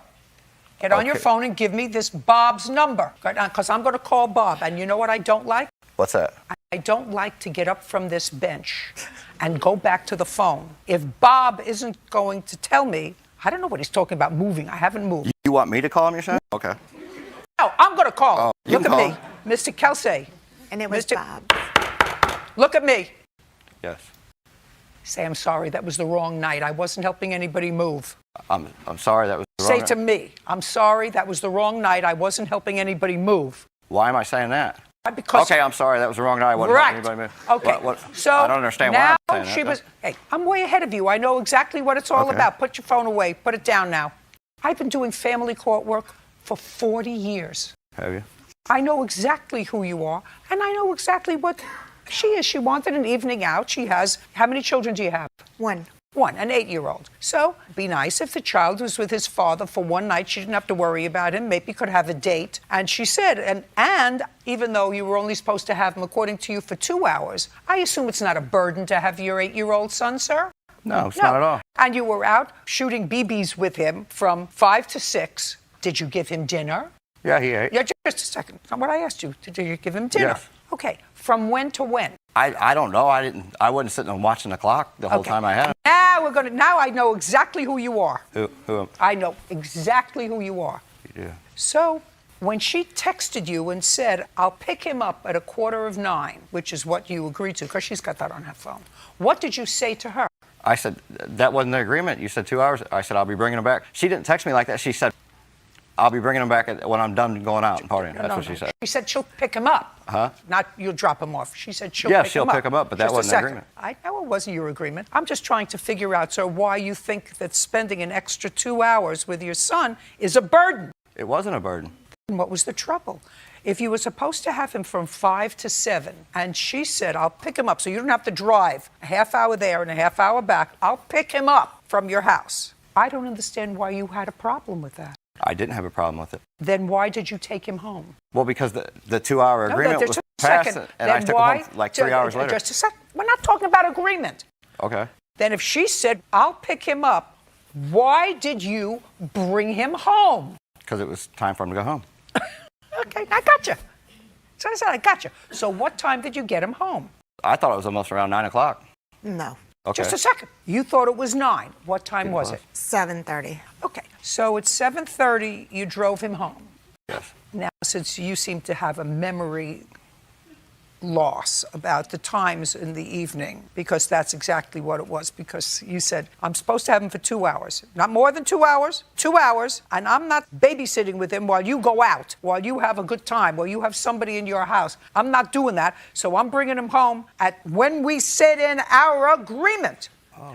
Just for my own information, Mr. Kelsey, prior to October 2nd, when had you last spent time with your son? Well, every time I go. Shh. I need a date. I don't know. Prior to October 2nd. Okay. When had you spent time with him? That would be sometime in September. When in September? September 31st. Is that right? It was about 2 years prior that 2 years? that you had taken him, She's not. that he had taken him and had some one-on-one time. He's talking about just swinging by. I'm not talking That's about not- swinging by. I I'm was- talking about... I wanted him to have one-on-one time. Just a second. Don't tell me what you wanted. You want a little time out. That's okay. You know, that's okay. That's fine. These And texts that's she's saying I'm sending, do you know, she gets on a text messaging app I that makes want these to texts know up. You know when that, was right? the last I've got my time... phone records. When Well, was good. Get the phone records. I want to know when was the last time prior to October 2nd that you prepared dinner for your son at your house? Prepared dinner for him at my house? That's my question. I've never prepared dinner at my house for him. She hasn't ever at her house either. She don't know how to cook. Oh, Okay. I don't. Very good. I actually had enough with him. This is what your case is about. You allege that when he drove your son home at 7:30, there was a kerfuffle. You were annoyed that he brought him home at 7:30. He was annoyed because of him, whatever, and you allege that he scratched your car. Yes. I want you to tell me how that transpired. So he was text messaging me, be home. I pulled up and I stayed out. You pulled up where? In front of my home. So you come home and you pull up in front of your house. Right. And I didn't even get out. I stayed in my vehicle because I figured Jackson had not eaten. So I was going to just take off after he dropped him off. So he comes speeding around the corner and slams on his brakes. Now we're, like nose to nose. And I get out of my vehicle to go to the passenger side to get Jackson out of the car. And he, at that time, exited his vehicle. So now we're crossing paths. Jackson had fallen asleep. So I was waking him up. I look over and he's all leaned into my car. Ryan is. And I didn't know what he was getting. And most likely my phone, he takes things. I didn't know. Don't tell me most likely. You saw him leaning into your car. Yes. So I grabbed his keys out of the ignition of the car he was driving and I tossed them into the middle of the road to get him out of my car. And he then grabs my keys and he gets out of my vehicle and tosses them as hard as he could into an empty lot. Okay, so you threw his keys into the road, he threw your keys into an empty lot. Correct. So far, that's pretty consistent with what I read in both the complaint and the answer. Go ahead. So I tell my son, baby, he's awake now, baby, go sit up on the porch. I had to get my keys to get the house key. I went towards the empty lot to find my keys, and Ryan was, yelling pretty derogatory terms to me, and I turn around, and that's when I saw him. He was coming around the passenger side front fender, and he gets something out of his pocket and did this motion like a knife, I thought, and he goes across my front driver's side. Do you have pictures of your car? I do. I'd like to take a look at them. And I'd like to see the police report as well. Okay, there's pictures and there's the police report.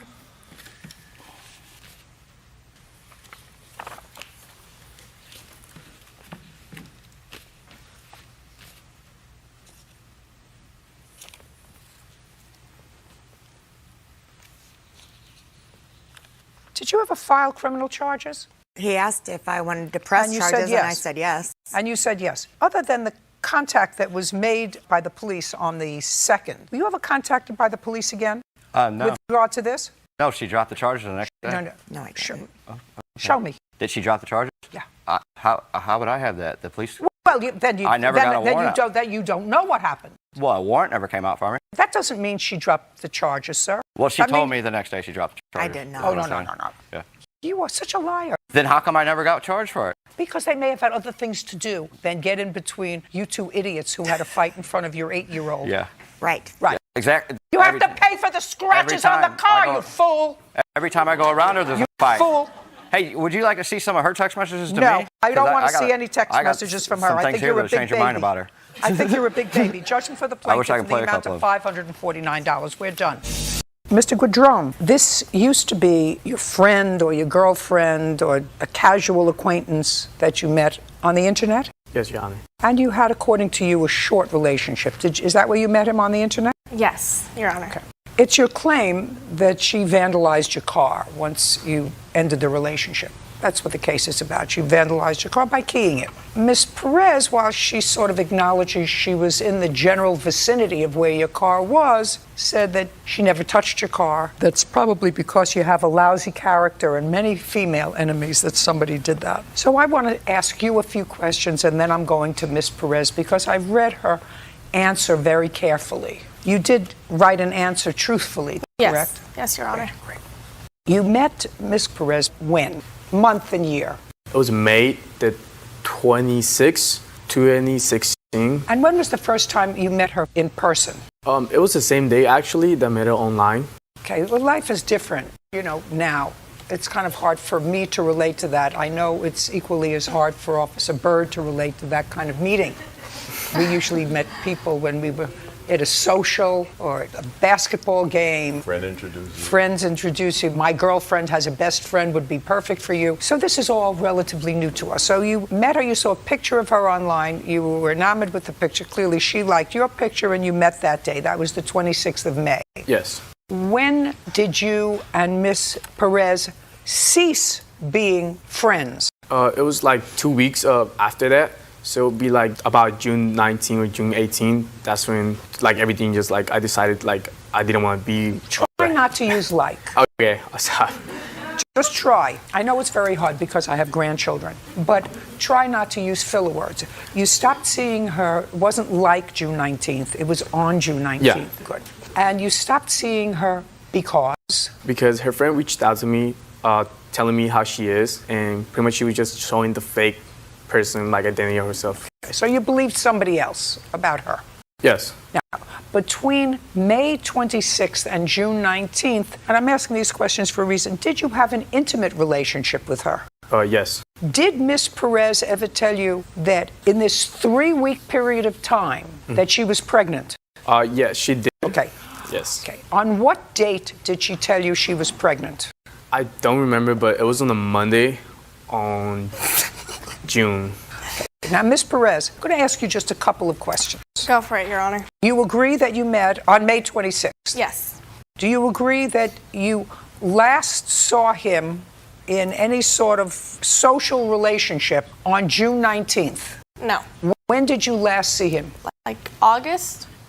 Not like August. Okay, on August, but I'm not really sure what exact day it was. I just know it was in the middle of the week. Where did you see him? At his house? So you spent time at his house? Yes. And you're positive it was August? Yes. Okay. And you're positive it was June?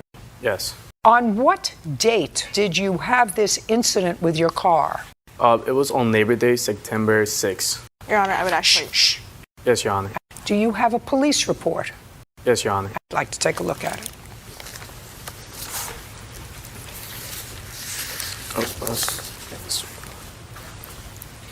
Both of them? Yeah, all three of them. This should be 3. Thank you.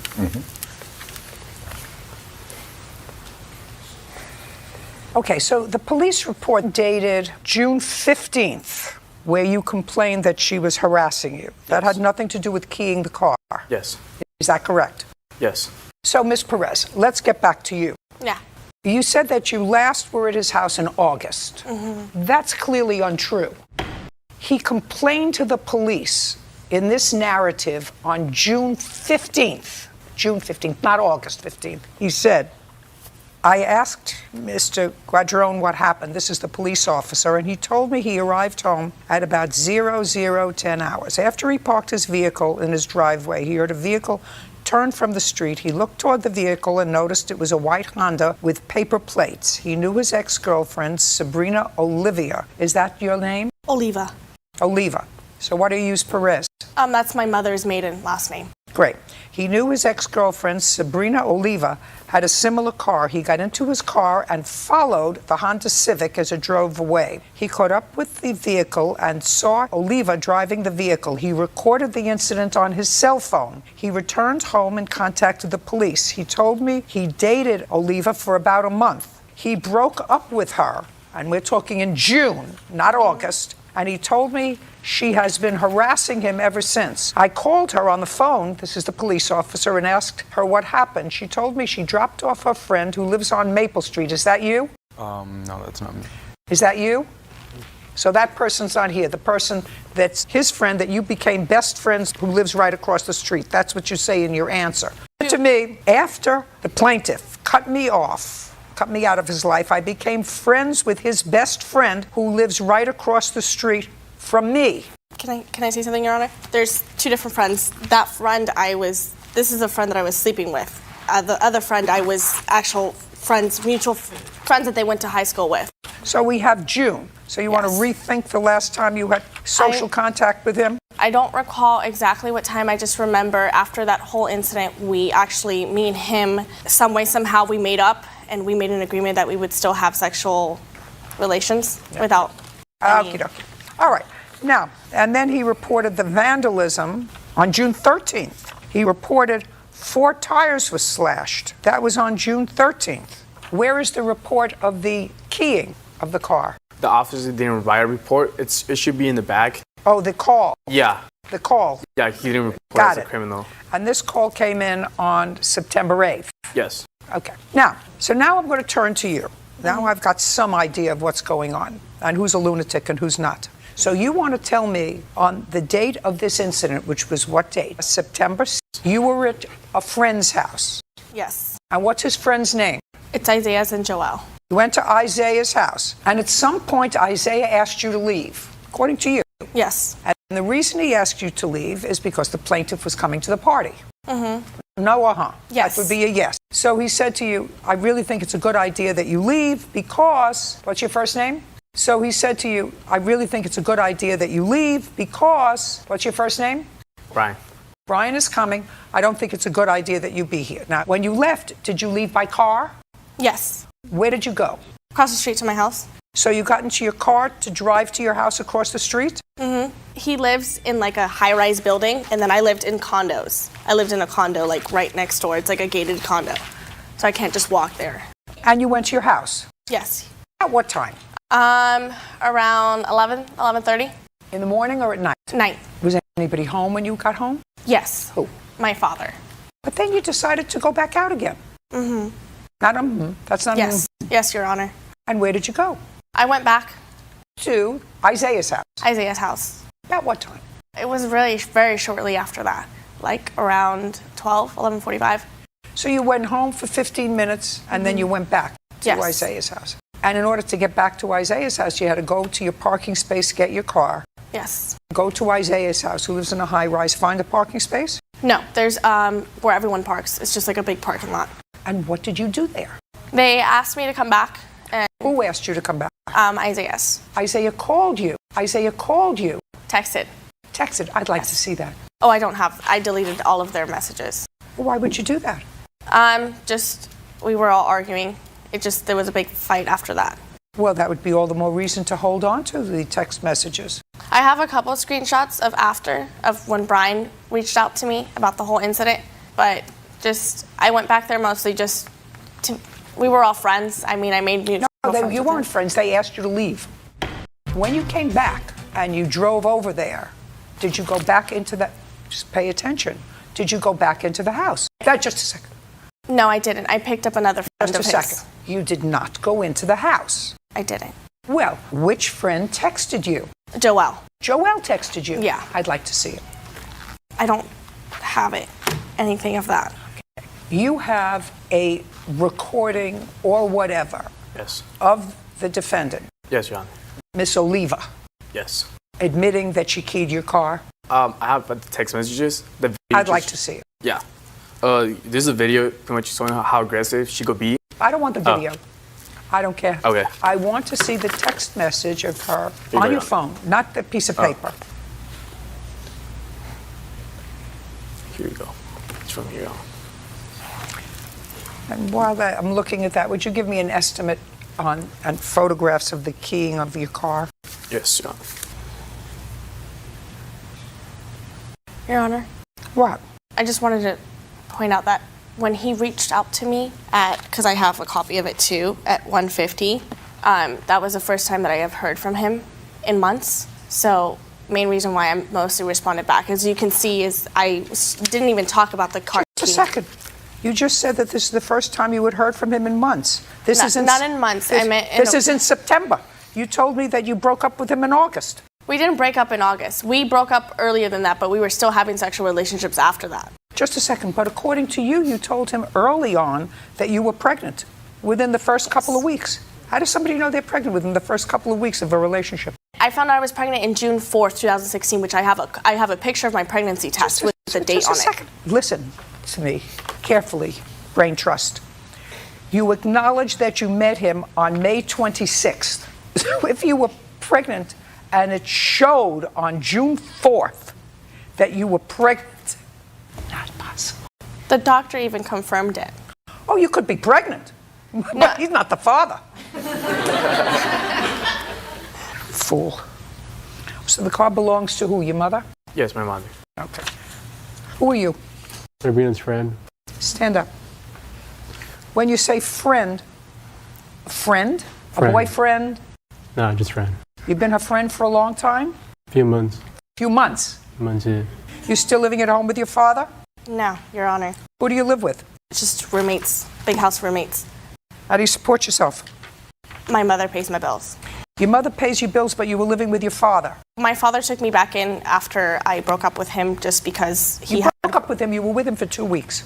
Well, yeah. After we ended our little fling, he had girls try to get back at Listen me. to me, I don't care. I know you I don't. don't care. I know I you don't don't. care. I'm asking I know you, you you don't. live with your father, but your mother pays your bills. And I'm just questioning that. Yeah, my mom pays my bills. Great. Judgment for the plaintiff in the amount of $1,800. We're finished. I just excuse you, mister. Mr. McDonald, I'm going to start with you, sir. Okay. You and Miss Perez worked at the same place. You were the manager of the place where you worked. What kind of facility was that? It's a check cashing. You were the manager, and what role did you have there? You were selling a car. I was assistant manager. That is correct. And Miss Perez and you came to an agreement that she was going to purchase the car. When was that, Mr. McDonald? We started talking about it probably about August 11th, 2016. Did she purchase it in August of 2016? Yes, she did. And she gave you a down payment? That is correct. How much? $2,500.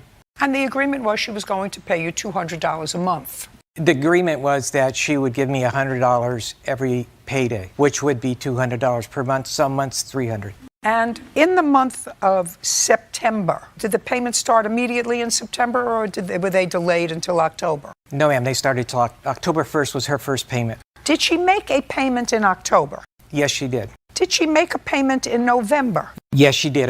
It was late. Okay, but she made a payment in November. That's correct. Did she make a payment in December? No. Do you have any proof that you made a payment in December? No. Then you didn't make the payment in December. Why did you not make the payment in December? I spoke with Larry and I let him know that my daughter, we had a situation out of town, and he was okay with me not making a payment. And I told him I'll make up for it in January. Did you make a payment in January? Yes, I did. Did she make a payment in January? In January, yes. Okay, January what? January 19th. And how much did she give you in January? $200. Had she had a discussion with you in December about some emergency that she had? She had a discussion with me to tell me that she needed time off work to take her daughter back to see her aunt and that she would be back at a time, but did not. Did she tell you well, you must have asked her what about the car payment for December? Yes, and she said she was going to be making it. And she did not? No. In January, however, she made the payment on the 19th. That's correct. And on that same day, when she made the payment, you repossessed the car. Is that correct? That is correct. And you didn't tell her when she made the payment to you that you were repossessing the car because you knew, according to you, that she was going to be fired from her job the following week. Is that correct? That's what you say. That's correct, but the fact is that she only had made up to January 19th had made 2 payments, so she was 6 payments behind. No, Yes. sir. Yes, she Not was. according to you. No? I just asked you those questions, sir. I said, did she make a payment to you in October? Which You she said did, you were one paid. payment. You asked me if she made a payment, and I said yes, she made one. She made 1 payment in November. Of how much? $100 each, both times. So she made $200, and she was supposed to pay you how much? $400. $400 a month. So $200. No, okay, let me back up. October, she should have paid me $200, $100 for each pay period. Just a second. So she paid you $200. No, How much did she pay you? $100. Okay, so she only made 1 payment in That is October. correct. Got it. Now I got it. You have proof that you made 2 payments in October. Question. There's a question before you. Did you make 2 payments in October? No. In November, how many payments did she make? 1 payment of $100. Do you have proof that you made 2 payments in November? Because you were supposed to make 2 a month, right? Well, then he had every right to repossess your car. Because what he said was, initially, I said, well, if she made her payments in October and November, she missed December, but then she paid in January. She gave him $200 in January, and he took the car back right after the payment. That sounds a little sketchy. But you didn't pay him in October. You didn't pay him in November because you owed him money in both October and November. You didn't pay him at all in December, and you didn't pay him in January until January 19th. What did you expect him to do? No, Give you a gold star? I did make 2 payments, but I made 1 payment in October. You made a payment of how much? $100. In October, no, 135 plus 115 because we went half on the thermostat that went out. So I made a payment. Listen to me. I don't care about the thermostat that went out. You were supposed to pay him $100 a pay period. Yes. How many payments did you make him? I made one payment of $250 in October. $250. Show me. I can show you the text that I text them, and I can't show you because November. Nope. Well, you knew you were coming to court today, madam. This is your case. What you're suing him for is all my the money. evidence was in the Jeep. I had receipts like this in the Jeep. I didn't think my Jeep was going to get taken, so I don't have evidence. I don't want to say yes, I did when I can't come here and prove it to you. But everything's in the Jeep. No, there wasn't. Shh. Sorry. Shh. There was nothing in the Jeep that was not given back to her. Everything that was in the Jeep is. Sorry, Miss Perez. Your Honor, there is a few things that still Sorry, in the Miss Jeep. Perez. He didn't steal the vehicle. He repossessed the car because you hadn't been making payments to him as you were supposed to make payments to him while you were working for him. Yep. And then you were going to get fired, so we knew for sure you weren't going to make any payments. And Yet, she also you didn't wasn't make payments when you were working and getting paid at all in December. It was just December. I made No. payments. You have no proof that you made all your payments in October or November. And she had her insurance canceled 4 different times through this whole No, I thing. didn't. I've got evidence. Doesn't matter. She has no case. Now, you have a counterclaim. That is correct. Your counterclaim is for damage to the vehicle and impound fees. That is correct. What impound fees? Because she reported the car stolen, and the car wasn't stolen, she was told that. Just a second. Did you give her notice that you would repossess the car? I told her that I took the car when I paid her off. And when was that? That was the following Tuesday because of the fact. Just a second. When had she reported the car stolen? That was immediately. The 20th. So then you have to pay the impound fees. But the Sacramento Police Department said the report should have never been taken. Don't tell me what anybody said to you. I'm just. You had the car while she was at work. You had the car repossessed. You didn't tell her about it that day. She comes out. She looks for her car. Her car's not there. She reports it stolen. She doesn't find out until later, till after you paid her off, days later, that you actually had the car. So if the car was impounded because she reported it stolen, you should have told her immediately. That's all. Now, money owed for damaged vehicle.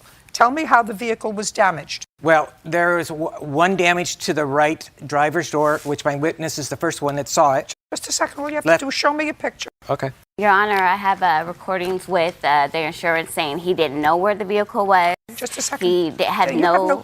Listen, you have no case. You didn't make your payments. I just don't. I made payments. I just don't have proof. I'm sorry. Because it was repossessed it, and he's not going to give me his credit card statement. If you get his credit card statement, it will show. Madam, you acknowledge you made no payments in December, and you didn't make any payments until January 19th. For January. No. And that has nothing to do with January October and November. was for December that I talked to him about. In October and November, I only made 1 payment. You asked me if I made 2, and I do have proof. I mean, and his. You don't have proof. I don't, because he's repossessed his car, which has all my evidence in it. How's that fair to me? Well, that's unfortunate. It is unfortunate that he lied to everybody. Next time, keep better evidence. Yes. I can't see what you're pointing to, sir. I can't see what this is. You can see the dent right in the center of the picture. Can I? Talking about here? And here's the. You're talking about right there. here? Insurance payments. I've been paying insurance. Proof. I don't care if you've been paying insurance. You weren't paying him. Yeah. I was. You have proof that you're paying insurance. Yeah. You should have proof that you were paying him. How did the car get dented here? I don't know. When I wasn't pointed out it, he pointed out to me. Oh, well, actually, Marie pointed out to me, and I told him when I was on the freeway, I heard a dink, but didn't notice anything until she pointed it out. It looks like a rock or a ball, or I'm not sure. I'm not sure it might have been on there before. Just a second. You saw this dent? Yeah. Good. Stand up. Did you see how it happened? No. No. She doesn't know how it happened either. But I know the car how it was when Larry gave it to her. And so when I came to work and it was literally 70 feet away from me, I said, "What is that dent?" What, it looks like somebody hit a car door onto hers. That's what it looks like. Yeah. It doesn't look like there was an accident. It No. looked like somebody hit their car door into her. Or it looks like or a someone ball, took a or a foot. ball, right? Something. That's what. So, what do you want? Your case is dismissed. Your counterclaim is for the missed payments. No. No? My countersuit is for the insurance to fix the vehicle. Why is mine dismissed? Why? I just told you why. I told you 4 times because you have no proof that you paid him in October and November what you were supposed to pay him. You acknowledge you didn't pay him at all in December, and you didn't offer a payment until almost the end of January. Don't speak. That's why your case is dismissed. He had every right to repossess the car. Do you understand? Use the $2,500 deposit to fix the door. You got it? Perfect. We're done. Well, this is actually a pretty confusing car case, even for me. So maybe, Mr. Cormier, you can make it easier for me. You purchased a car from Mr. Bolsh. When? Month, day, and year. It was September 18th, 2014. And you had not known him before. No, ma'am. Mr. Bolsh, what kind of work do you do, sir? I'm in the oil field, oil and gas. And do you have your own company or do you work for somebody? No, ma'am, it's my own company. And how long have you had that company? 10 years.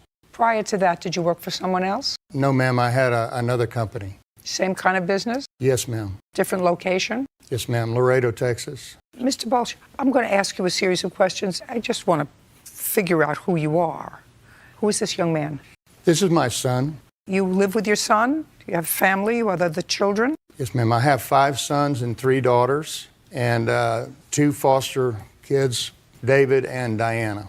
Have you ever been convicted of a felony, Mr. Bosch? No, ma'am. Have you ever been convicted of a misdemeanor, Mr. Bosch?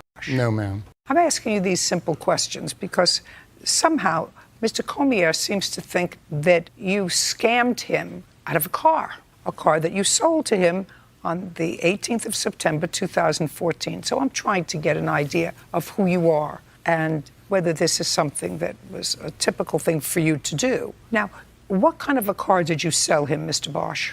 It was a Mustang. Had you had it for a long time? A couple of years. How old was it? I guess it was around 10 years old. And how much did you sell it for to Mr. Cormier? $3,500. So far, we are correct, Mr. Cormier. So far, correct. And you didn't know him before? No, ma'am. You saw the car parked in the street? No, I bought it off of Craigslist. And you looked at it. And when you went, you gave him cash for it? Yes, ma'am. He doesn't deny that he gave him cash, and he gave you the car. Yes, ma'am. Did he also give you the title to the car? Yes, ma'am. So you have the car and the title. Yes, ma'am. And it was titled in his name? Yes, ma'am. And he signed the title over to you? Yes, ma'am. All right. Now you can pick it up from there. I can probably need a little bit of help. I got incarcerated about 4 days afterwards. It was at my mom's house, and she was trying to sell it. She knows a little bit more as far as details. Fine. So you were incarcerated for how long? 14 or 15 months. So you don't know what happened to the car after 14 or 15 months yourself? No, ma'am. But you were in touch with your mother for Yes, those ma'am. 14 or 15 months. Okay. Now step up. Your last name is? Cormier. All right, Miss Cormier. Now, your son is incarcerated for a year and a half. He has this Mustang that he has just purchased for $3,500. Pick up the story. Why is Mr. Bosch here today? About a week or so after my son was incarcerated, I think it started raining. The Mustang had holes in the roof, and I had no key to it. The key was with my son down in Galveston, about 250 miles away. He suggested I contact Mr. Bolsh to see if he have a spare key, which he did. We met at his office, got the spare key. I explained to him I wasn't really sure about what I was going to do with the title. I needed to know the disposition of my son's case, if I would put it in my name, if I was going to sell it. You know, there was lots of different variables going on. And so we had faxed each other, had called each other on the cell phone. I got the key back. Bottom line is, your son never registered the car in his name before he was incarcerated. Right. The title is in your son's name. Correct. And you did not register the car. No, ma'am. Okay. And he, Mr. Bolsh, gave you the spare key that you requested. Mm-hmm. What's next? Probably a month or so later, my son's girlfriend, a friend of hers who lived with her dad, wanted to buy the vehicle on payments. And then about a month or so later, and I relayed that to Mr. Bolsh. He has nothing to do with it. No, he doesn't, but I just wanted to let him know what was going on. Well, I don't know why. I don't know why. There would be no reason to I let him know somebody else wanted to buy the car. Right. On payments. And the car is no longer his. He has turned over the title to your son. I'm assuming, I thought maybe he may want to know why he hadn't received they send a copy of the title, I think. Oh, you mean because it had not been taken out of his name yet, despite the fact that he had turned it over to you. If you or this girl that was wanted to buy it on payments drove around with it and didn't register it, if the car got into an accident, his business is liable. He's liable. His children are liable. His family is liable. So you... It was a courtesy on my part, I believe. It wasn't a courtesy. The right thing to do had been to register the car so that he, who had sold you the car, no longer has any liability. Now it's your liability or your son's liability. But then you were going to increase his liability by selling the car to someone who wanted to buy it on payments. Did you sell it to that person? I never fully got to. He asked to take it to a shop, which he did. He gave me $300-400, and who's he asked you? This person named Adam. He lived with my son's girlfriend's father. He did his paperwork, his books. He took it to a shop in a little town, supposedly outside of San Antonio, to his shop to have it looked at. I haven't seen it since. He was arrested soon after that. And? Well, that's the car. Just a second. And so I started looking for it. Just a second. I started looking for the vehicle. I've got search results. I drove around looking for it. So now, because of both of your irresponsible behavior, I'm just following this because of both of yours, his and yours. I don't care about the car. You have a businessman who's got a gaggle of children that he supports. If this car is in an accident and kills somebody, if this car gets tickets, if this car has any involvement with the police authorities, they're coming after him.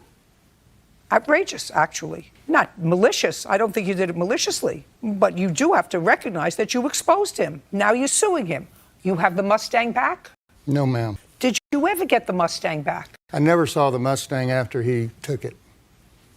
So why are we here? Because when I found the Mustang on Craigslist in July of 2015, I called the Pflugerville where it was. I called the police department. They said because it wasn't in my name, I needed to go to the DMV and get a certified copy of it, which I did the next day. On the certified copy, and I've got copies of it, I have on May 1st, 2015, Mr. Bolch went and applied for a duplicate title, and he stated on there, okay. And then on May 15th, he resold it to a Freddie.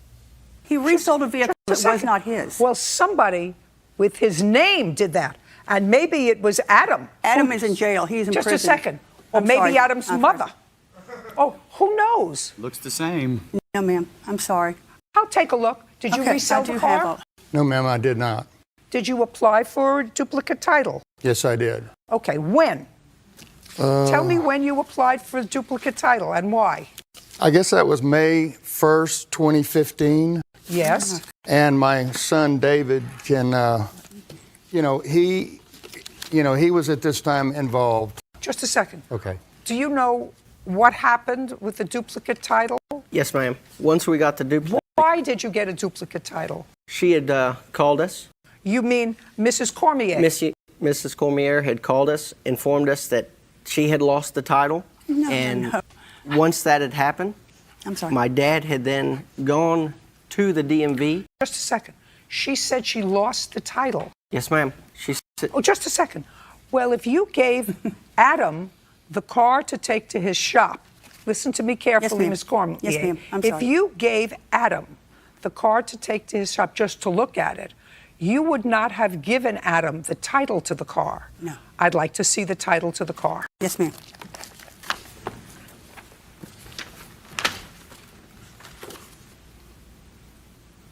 Well, one of the things you're supposed to do, Mr. Bosch, is put in the date of the sale, because you signed this, as did Mr. Keith Cormier, but you didn't put in the date of this sale. It's a good idea that you do that. Okay, so now she has her copy of this. Original. So now my question is, why would she call you for a duplicate title? Go ahead. Mrs. Cormier had then informed us that her son Keith was driving, and the title flew out the window.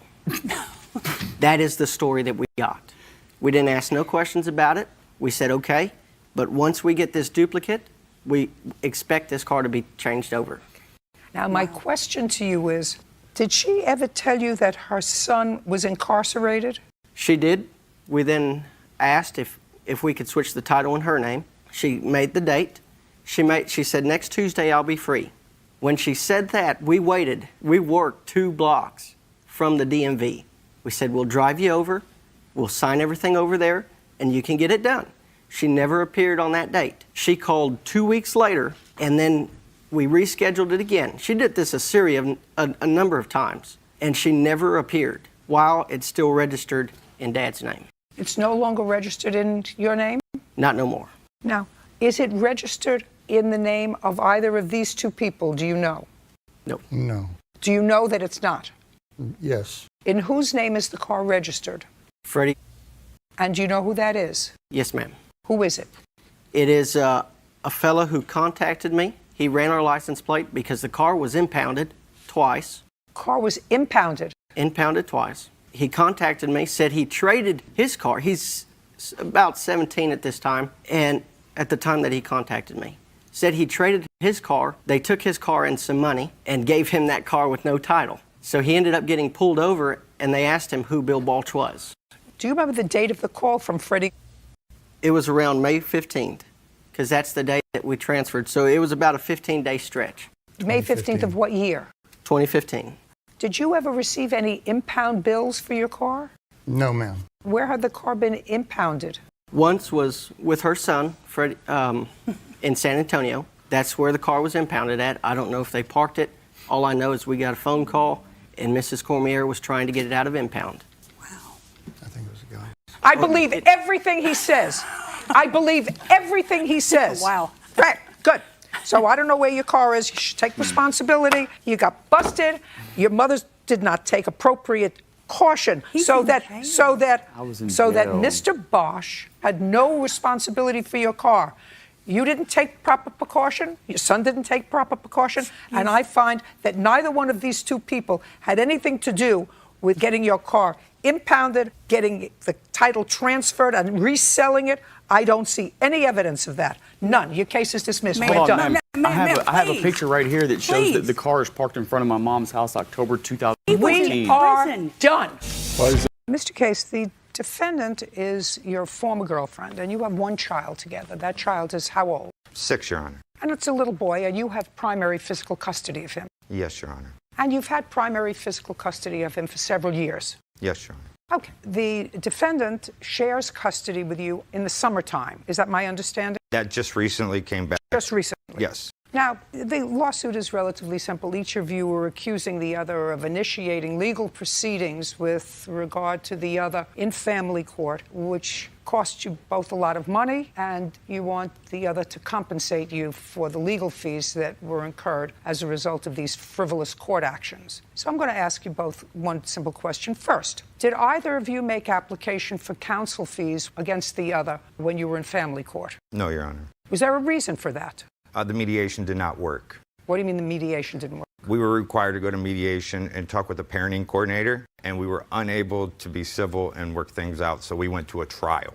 Well, but when you go to a trial, then at the end of the trial, if you have a lawyer, then the lawyer says to the losing party after 1 case is dismissed and the 2nd case is dismissed, I want counsel fees because this is a frivolous action. Did either of you make that application after the trials? I did not, because my lawyer advised me that they would not award it to me. And you? I never did. She did. She did file for $700. In Legal fees, yes. Was that denied? Yes. It was denied by the family court judge. Yes. Is that correct? That is not correct, Your Honor. Okay, let's see if he probably has something to demonstrate that your attorney did make an application for legal fees.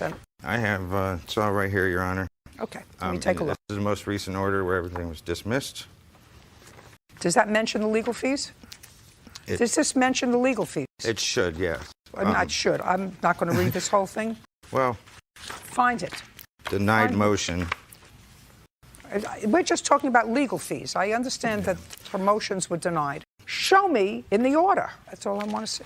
Right here in the court. I got it in the court docket where it was all denied. You can look over this whole docket. I don't want to look over the whole document. I want you to take a pen and circle where it says motion for counsel fees by Miss Aldrich is denied. That's it. That's an easy thing.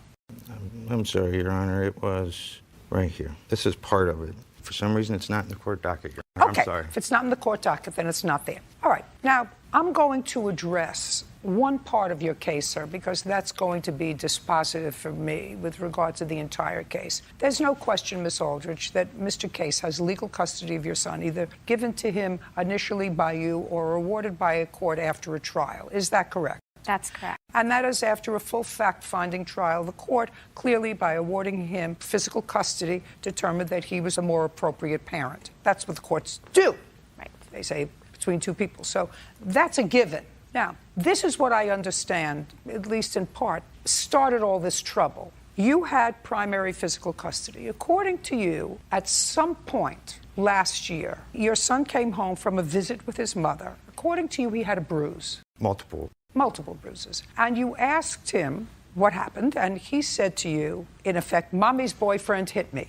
Actually, I picked him up from the No, visit. listen to me. Did I say anything that was untrue? I may have said it in different words, but is anything that I said inconsistent with your complaint? No, you're correct. Fine. I actually tell the story better than you do because I get to the point. So this is your story. Your son comes home, tells you that his mother's boyfriend hit him, which is why he has bruises. At some time subsequently, Miss Aldrich notified you that she was going on vacation for a week, wanted to take a son with her, and you also ascertained that the boyfriend was going on that vacation. So far, correct? Correct. How much time after you noticed these bruises was this vacation supposed to take place? I'm not sure approximate date, but I filed for a protection order against her boyfriend. Immediately?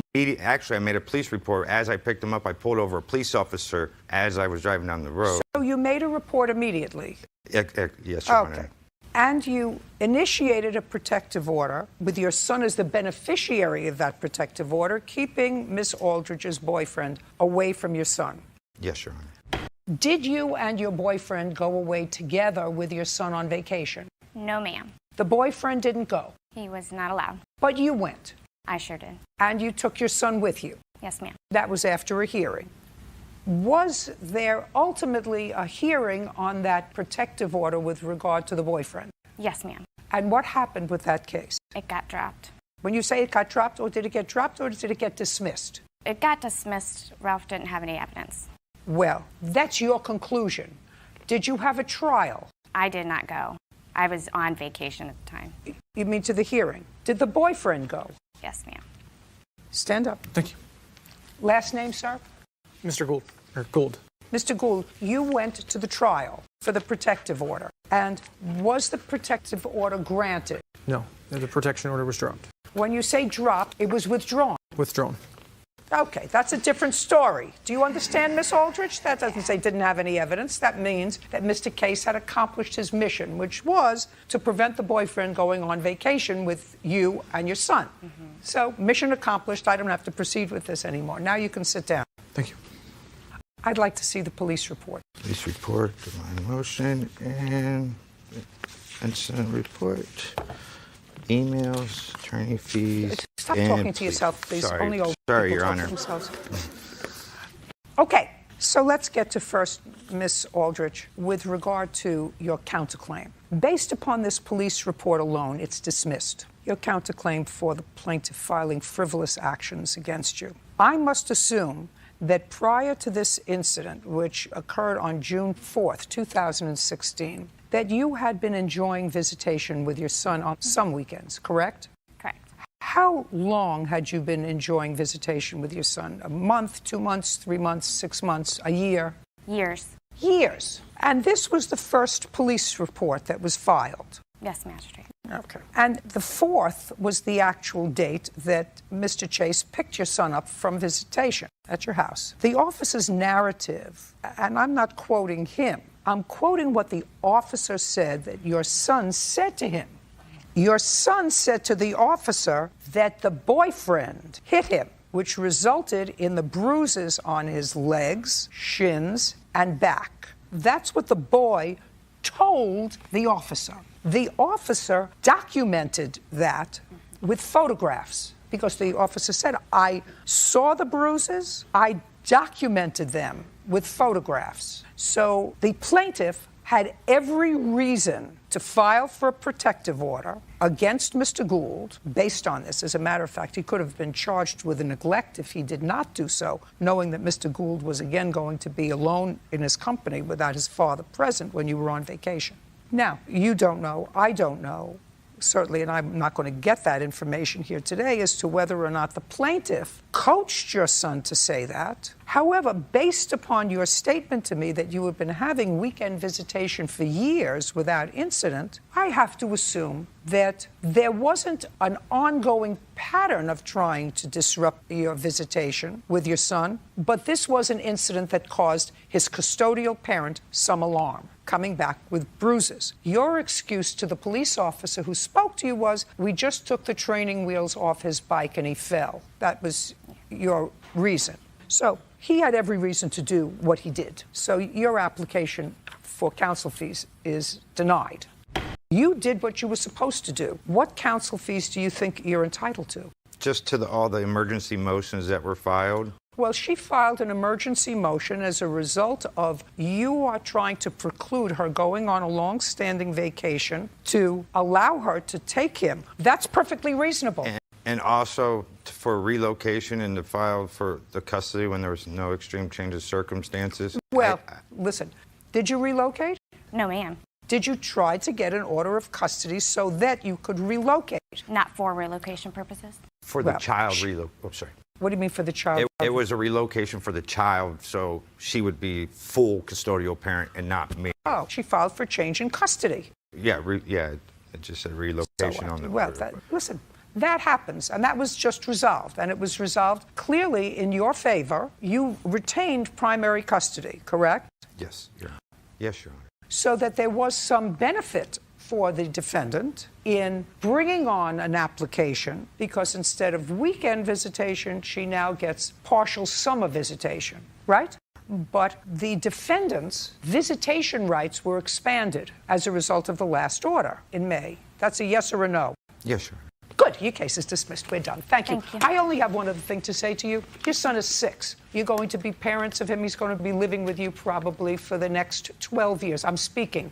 Try listening. Put on your listening ears, Mr. Chase. I think you're a very nice guy and you're a good parent and you've parented this child reasonably well so far. I see no indication that you have not, which is all a wonderful thing, and I give you credit for that. However, I'm going to tell you this. Both of you didn't make this one child to make his life miserable, I assume. You made this child either on purpose or by accident, but you made this little being who didn't ask to be born. So don't make us like crazy. Do you understand? I understand. And your primary responsibility when your son is with you is to him, period. Nobody else. And I guarantee you that if you had primary custody of your son and he went with his father for a weekend and you picked your son up and he had bruises, which your son clearly did, and your son said that his girlfriend hit him, you would have done nothing less, right? Correct.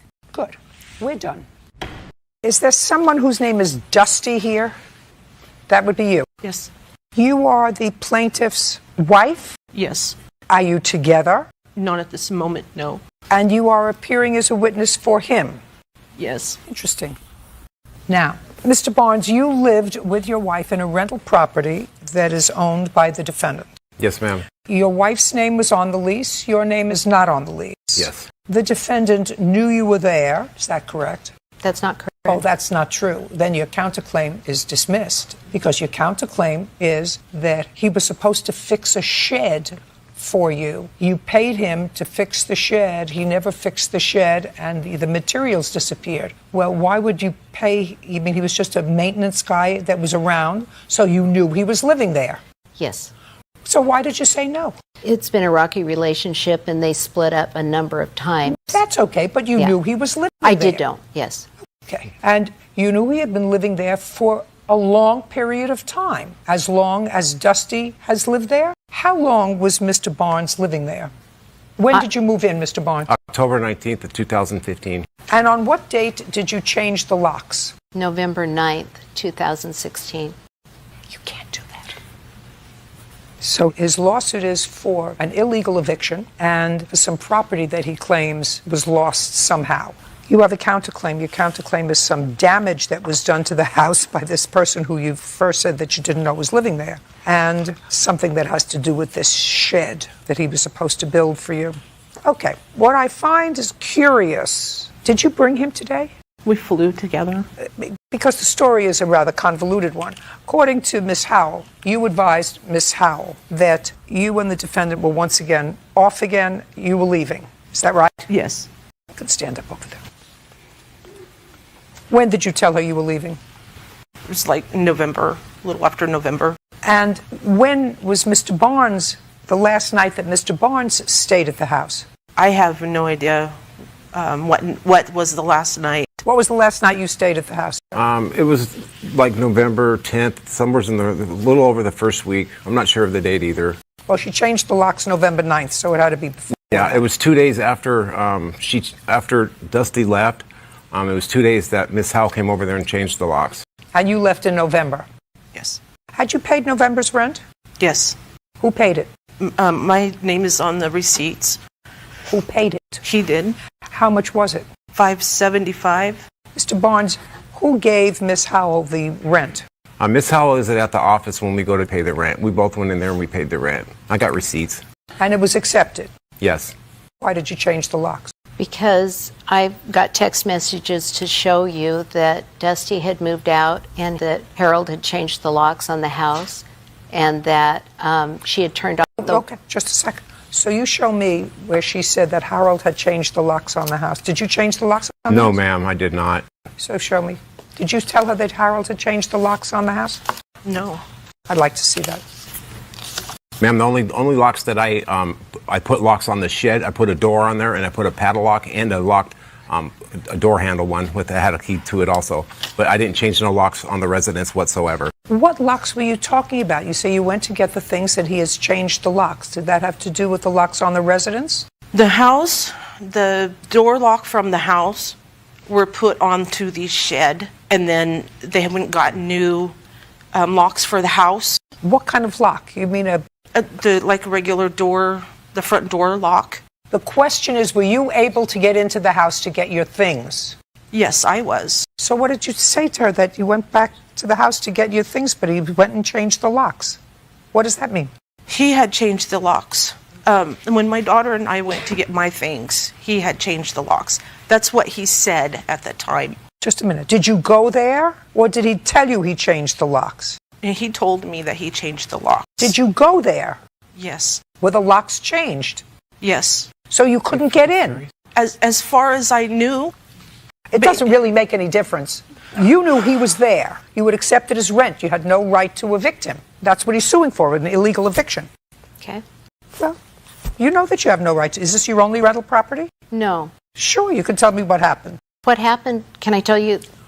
Okay, so I had given him an application. I thought March, I've got a note from her saying this is her fiance and he would like to be on the rental agreement. So I gave him an application and they never turned it back in. It doesn't matter. Okay, you so knew he was a tenant. You accepted his rent. Right. You So knew he was a tenant. You accepted his rent. You have to give him notice. She gave me 30 days notice that she was moving out. She did. Just a second. Okay. On what date? November 4th. I've got a 30-day notice. From her? From her. Did you find out about him? Yes. What did you do to find out about him? I've got notice that he would move out on Monday of November. He gave me notice he was moving out as well. She had... Just a second. Show me where he said, I'm moving out. What?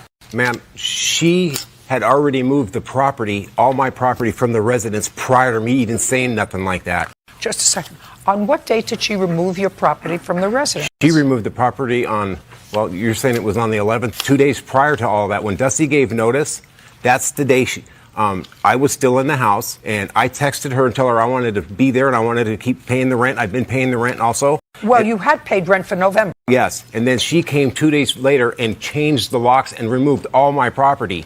Every stick of property in the house was gone. She gave it to one of her tenants. She took my couch, my love seat, and everything I owned and gave it to a tenant. No. Yes, you did. Yes, you did.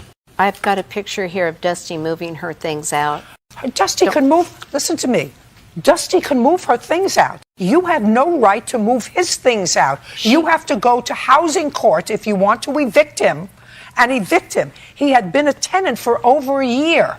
You accepted rent for him from the month of November. In the month of November, you changed the locks and put his things. I don't know what you did with them, but you had no right to do that. I didn't touch his things. Dusty moved all of his things, all of his possessions. She took hers and put all of his in the shed, in the locked shed. So what you're saying is, listen, I don't know whether she knows what today is. Did you take all of his stuff and put all of his stuff in the shed? The things were removed from the house, his things, and put in the shed. By whom? By Peggy's husband and a maintenance man. Were you at home when that happened? I was there when all of this was happening. Okay. So you were there, he was not. Right. And did you tell them to move his things from the house into the shed and secure them? Yes.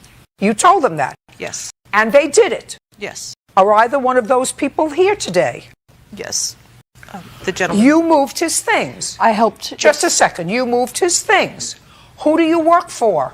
I was with my mom at the day, So this is helping them, helping my mom. I'm her mom. Just a second. Who were you working for? Nobody. I'm not working for anybody. I was helping my mom move her things out and just helping them Who clean was up. with you? It was me and Peggy's husband, and there was That would be you. That's Yes. Did you help move his things Yes, I did. out of the house into this shed? Well, that's all I want to know. Judgment for the plaintiff in the amount of $5,000. Your counterclaim's dismissed. You cannot illegally evict someone who you know has been a tenant for a year because you chose sides in a domestic dispute. Now, you knew, and if you have other rental property, you know that if you have a de facto tenant who's there and has been there for over a year and you've been accepting rent, put your hand down. Okay. And you've been accepting rent from that person, you have to say, you're not on the lease, I'm giving you notice. Then they may or may not leave. But you can't summarily eject somebody who you've accepted rent from, at least for the month of November. I've got a signed agreement that he agreed to vacate. Before or after you moved his things? Look at me. After. Look, after. Judgment for the plaintiff in the amount of $5,000. Thank We're you, done. ma'am. She knows the law. She knows she can't do that. She did it anyway. She knows the law. I thought as of October 1st when I was at the property, he was not there. And what she said about me moving out prior, no. She took my property and gave it to one of her tenants. Make sure they sign the lease. Time to move forward by myself. Mr. Janet, the defendant was a tenant of yours, and she was a tenant of yours through a Section 8 housing, which means that Section 8 housing paid part of the rent and you paid part of the rent consistent with your income.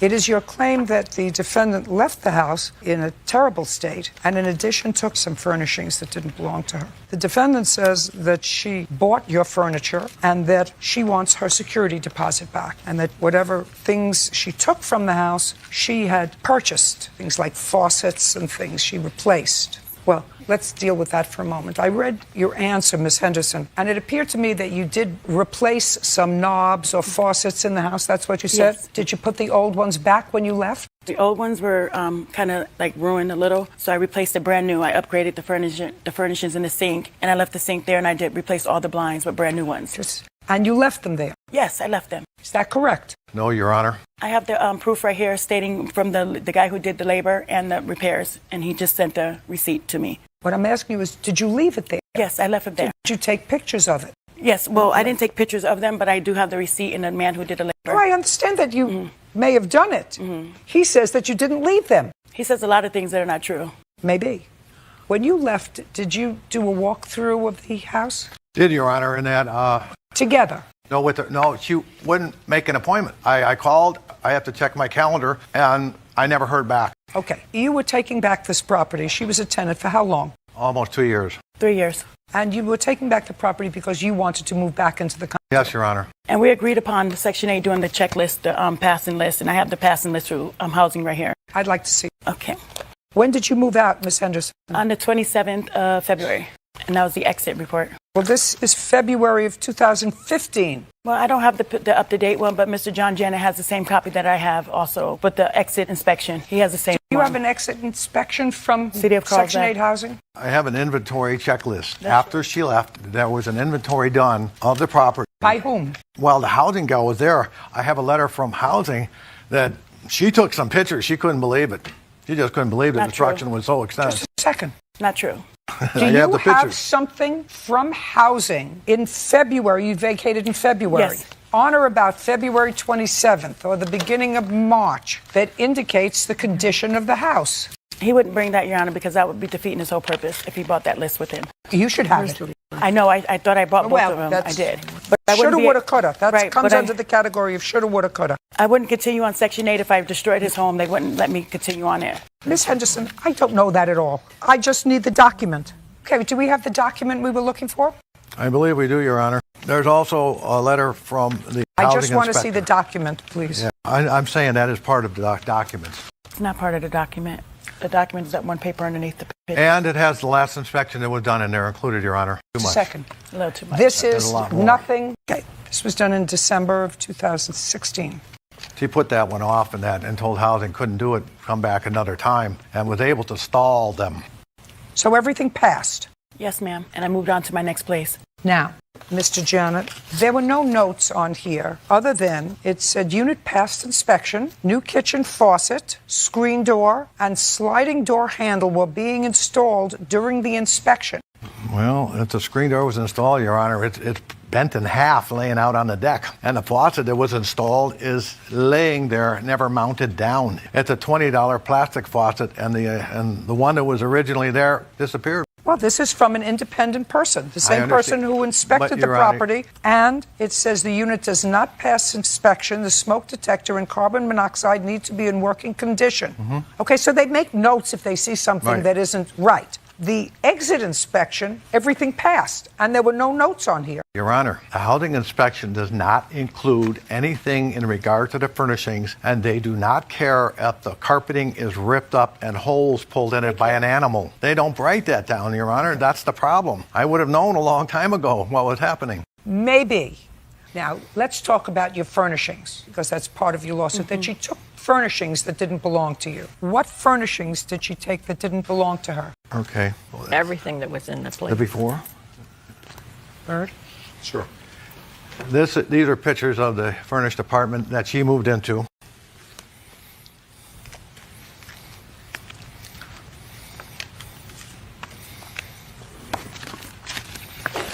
Got it. Now, this. When I moved in, the beds had bed bugs, so we called waste Not management. talking. This is not a bed. This is Okay. a table and chair. Where is it? $1,800. I purchased all the furniture when I moved in. I paid him $1,800. Just a second. You paid him Yes. for all the furniture. Yes, but I'd like to see proof that because you took all this furniture. I'd like to see proof that It was you through the paid property him. management. I paid through the property management. And I also have the pay stubs for my Just a checking second. account. Did she ever buy your furniture? Yes, we did, Your Honor. We No. we were going to. He just said yes. If you interrupt me again, I'm going to find in his favor. Do you understand Yes, me? ma'am. Did she buy your furniture? No, ma'am.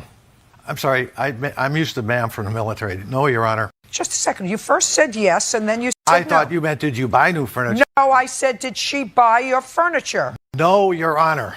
Okay, so is what you're telling me you were renting a furnished apartment to her? Yes, Your Honor. How much was the rent on the furnished apartment? Initially, I think it was like $1,900 for the Okay. rent. Do you know what this is? I have a copy of the rent portion. This is a fraud made up by somebody, Your Honor. It's a fraud. Total. It's a joke. She's done that before when she said I bought something. Just a second.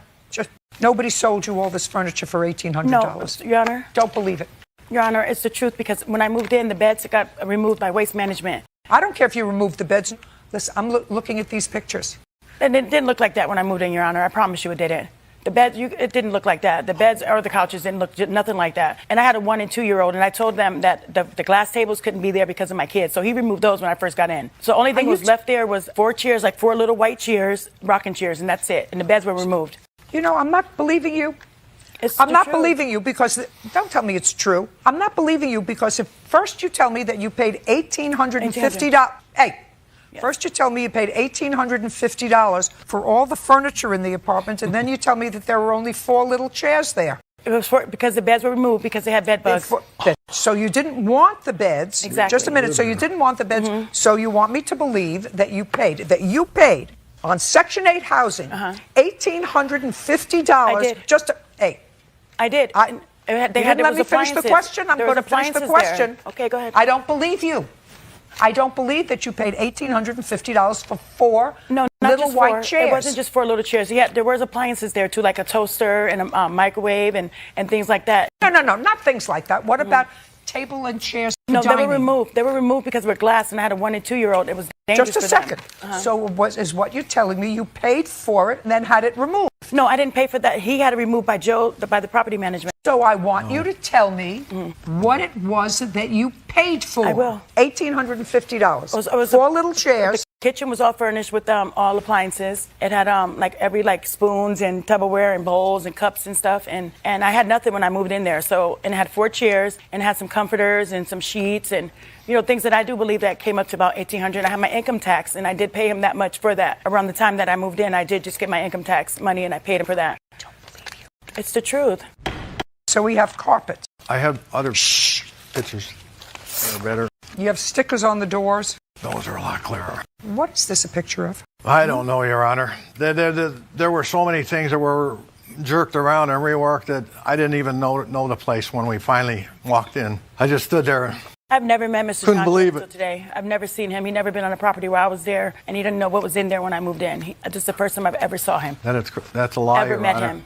I went through a management company, so maybe he don't know what was in there left or not, but it wasn't him that I went through. I never dealt with him. I would like to speak to the inspector who did the inspection of this property. And we're going to recall this case while I try to have one of my clerks back there get me a number for this inspector. And if you have the number, that would make... So mine's and theirs is totally probably different, but I don't know what happened. But I know when they came in to see me that it worked. Those pictures are when you moved out. I walked in there and fell over. I just want to speak to the inspector who did the inspection. Where's the number? I don't see the I have a number for you right here. 760. Miss Henderson, Mr. Janet, the people who did the inspection from the government decided it would not be a good idea to speak to anyone about anything at any time, anywhere, at all. They don't think it's a good idea to get involved. As a result of that, let me tell you what I did. I looked at the before pictures of the kitchen, the way it was when you moved in. And then I looked at the pictures of the kitchen when you moved out. Compared the kitchen and compared the inside of the stove. I have professional cleaners coming just to a clean. Just a second. Compared the outside of the stove. This didn't happen in a couple of weeks. That happened in the years you were living there, which means this place may have passed inspection because the smoke alarms worked and the carbon monoxide worked. Maybe whoever inspected said, this is just dirt and it doesn't make it uninhabitable, it just makes it disgusting. Do you understand what I'm saying to you? No, I don't, because they wouldn't have passed me with a stove like that. I mean, that's on a checklist. Well, that's the stove. I compared it to the stove that was in this I don't know where he picture. got these pictures from, but the pictures you're showing from before, that's my pictures. So I don't know where he's getting these after pictures from. That's not true. Absolutely. I compared the two. Right, and the one you got before pictures, that's how I left it. This is how you left it. Minus the This counters. is how you left it. That's how I left it. And minus the counters being chopped up, I did do that. I did chop up the counters, but other than all the other stuff he's showing, I don't know where he got those pictures from. Great. So I don't believe that to be Well, true. let me ask. I don't care what you believe. I believe that Why I did destroy. Why did you chop up the kitchen counter? I didn't know any better, and I do take responsibility of that. I do. And the carpet may be dirty, and he needs to replace and clean it, but that's it. But other than that, those pictures came from when I left. Very good. Judgment for the plaintiff in the amount of $5,000. Your counterclaims dismissed. We're done. Nobody should have to endure the kind of trashing that place took. They wouldn't have cleared me and let me move on to the next place. The destruction was immense. He really wants as a monster. He's a very slumlord, so I'm okay with the verdict. I'm out of it. I'm out of it. We've got each other. That's all I want. Miss Smith, how old are you? 19 years old. And how old are you, Mr. Ramon? 21. How long had you and Miss Smith been dating? Since about February of last year. It appears, Miss Smith, from what you say, that You were staying over at the defendant's house, and that was January of Yes, this year. Had you done that often? Staying at his house? Yes, ma'am. With your mother's permission? Yes. What time had you arrived at his house on the 28th? I'd say probably around 2 or 3 in the morning. You got there at 2 or 3 in the morning? Yes, I was out of town with some friends that night, and when I got back in town, I went over to his house and saw him. Where had you been? Winona. What were you doing there? Seeing friends, hanging out. Why didn't you go home? I just didn't want to. And he invited me over, and I said okay. Well, you live at home with your mother. I'm just trying to put this all together. And you were out with some friends, getting home at 2 o'clock in the morning. Could I ask you a question? 19 years old, lives under your roof, so you control the air, you control the, what goes on in your house. Had your daughter told you she was going to be away for a couple of days? It's not unusual for her to go to Winona. I have a 24-year-old that lives in Winona. So when she goes out there, sometimes she will stay the whole weekend. Okay, so when did she leave? I would imagine she left that I left that Friday. Okay. Did she tell you she was going to Winona for the weekend? Is my question. Yes, ma'am. How did she get there? Driving. Whose car? Mine. So you loaned her your car to go there? Yes, ma'am.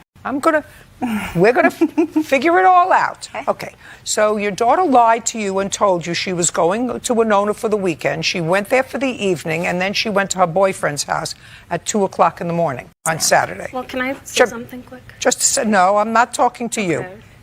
Just so that we get this clear. Because, I've had teenagers too. She didn't tell you she was going to Winona for the early evening, and then she was going to spend the rest of the weekend with Mr. Raynone. Absolutely not. Thank you. Now, so you got to Mr. Raynone's house at about 2 o'clock in the morning? Yes, ma'am.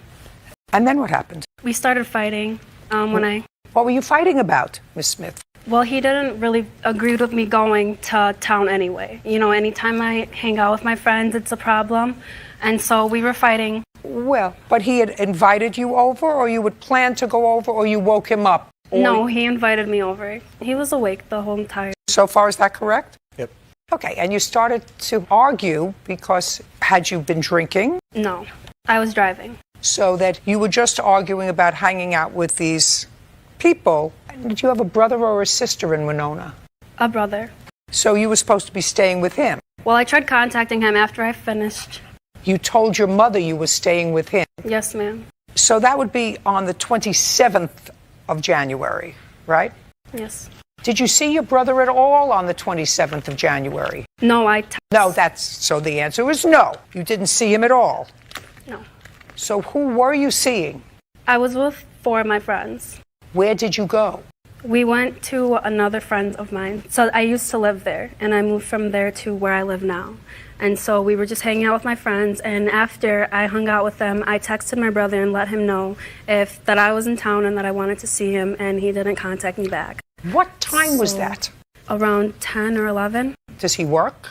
Yes. I mean, he's awake. I know him, and I called his phone, but he didn't answer. So he was awake? You called his phone, he didn't answer. You texted him, and he didn't answer. Okay. Now, so then you're over to the boyfriend's house. So the plan wasn't that you were supposed to go to the boyfriend's house. The plan was you were supposed to go, and according to you, I'm just figuring out who my customers are. I don't think you're a bad young lady. I just think that you're a fibber. So I have to figure out what you were fibbing about and what you're not fibbing about. So you weren't supposed to. The plan wasn't that you were coming back to see your boyfriend. The plan was, according to you, that you were going to, after you finished hanging out with your friends, text your brother and get in touch with him and go and sleep there. Correct. But he didn't answer the phone. Correct. Right. You have your phone with you? Correct. I'd like to see the text to your brother. I have my new phone. The phone that I texted him off was the one that Joshua broke. Okay. So then you get to Joshua's house, and you were a late guest, so you didn't get to contact him until after 10, 11 o'clock at night because you didn't know that you couldn't stay at your brother's house, according to you, which I don't believe, until 10 or 11 o'clock at night. And you go to his house, and you start to argue because he didn't like you hanging around in the college town. Okay, now what? He ended up falling asleep. I don't know what he was doing prior to me getting there. Okay, you don't know. So he ended up going to sleep. Yes, ma'am. And what did you do? I fell asleep on his floor that night, and we woke up and we continued. Okay. What time did you fall asleep? I wouldn't know. Maybe around 4 in the morning. And what time did you wake up in the morning? Maybe 10 or 11. And? And then we continued to argue about whatever we were talking about the night before. And I wanted to leave, and I told him to take me home. And I didn't drive. Just a second. Why did you tell him to take you home? I didn't drive to his house. What? What? I did not drive to his house. How did you get to his house? He came and picked me up from my house. I got home from Winona. And you got home from Winona at what time? In the early morning. I really... Well, that's what we're here for. You got home from Winona at what time? Maybe 2 o'clock in the morning. And you put your mother's car in the driveway, in the garage?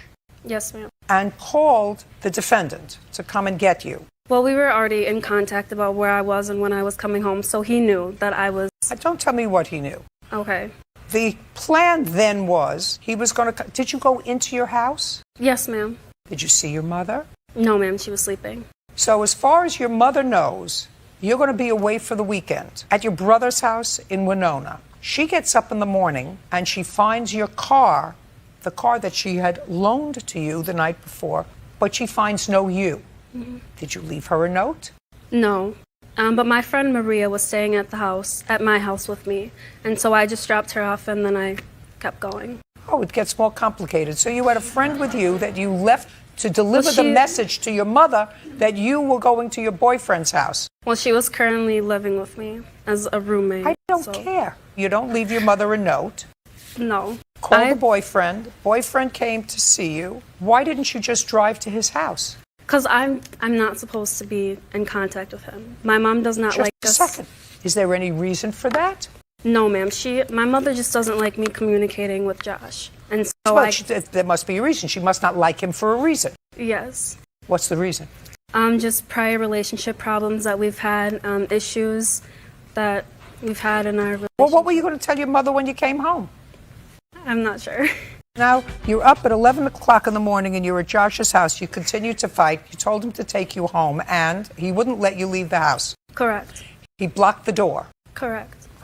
But you finally got out of the house. Yes. And tell me about what happened when you finally got out of the house. He took my shoes from me, one of my boots. And he took one boot? Yes. I got out of the apartment building and we keep our shoes in the hallway. And so I started to put my shoes on and he's like, no, you're not going anywhere. And I had one shoe on and he took the other one from me. And so I'm like, okay, fine, you can have them both. I'm just going to walk home then if you're not going to drive me.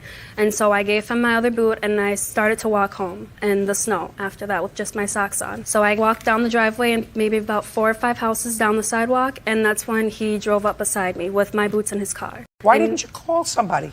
I don't know. I don't remember. What do you mean you don't know? You're 19 years old. You have your phone with you. Mm-hmm. You pick up the phone and you call your mother and you say, please come and get me. Or you call a cab or you call an Uber or you go to a neighbor and say, I need to get home or something. Correct. I just wanted to get out of there at that point. Okay. So now you got out and he comes up in his car and he tells me, I'm really sorry about everything that I did. And I said, just please get in the car, put your shoes on, I'll take you home. I got in the car, I put my shoes on, and instead of driving me home like he said he was going to do, he turned the car around and started taking me back to his apartment building. And we got into about the driveway of his apartment building, and I proceeded to jump out of the car to get away from him. And I started walking back home down the sidewalk as I was doing. And now you had your boots on? Yes, I had my boots on at this time. So you start to walk home and? And I realized that I didn't have my phone on me because I wanted to call my mom for a ride. And so I walked back to his apartment building and he left his car door unlocked. And so I was looking in the car for my phone under the passenger seat and I didn't see it. And so at that time, Josh came out of his apartment building and started yelling at me and telling me, get out of my car, what are you doing? Your phone's not in there, and, being belligerent. And I let him know I'm not trying to have any problems. I just want to get my phone and get out of here and go home. I just, I don't want to be here.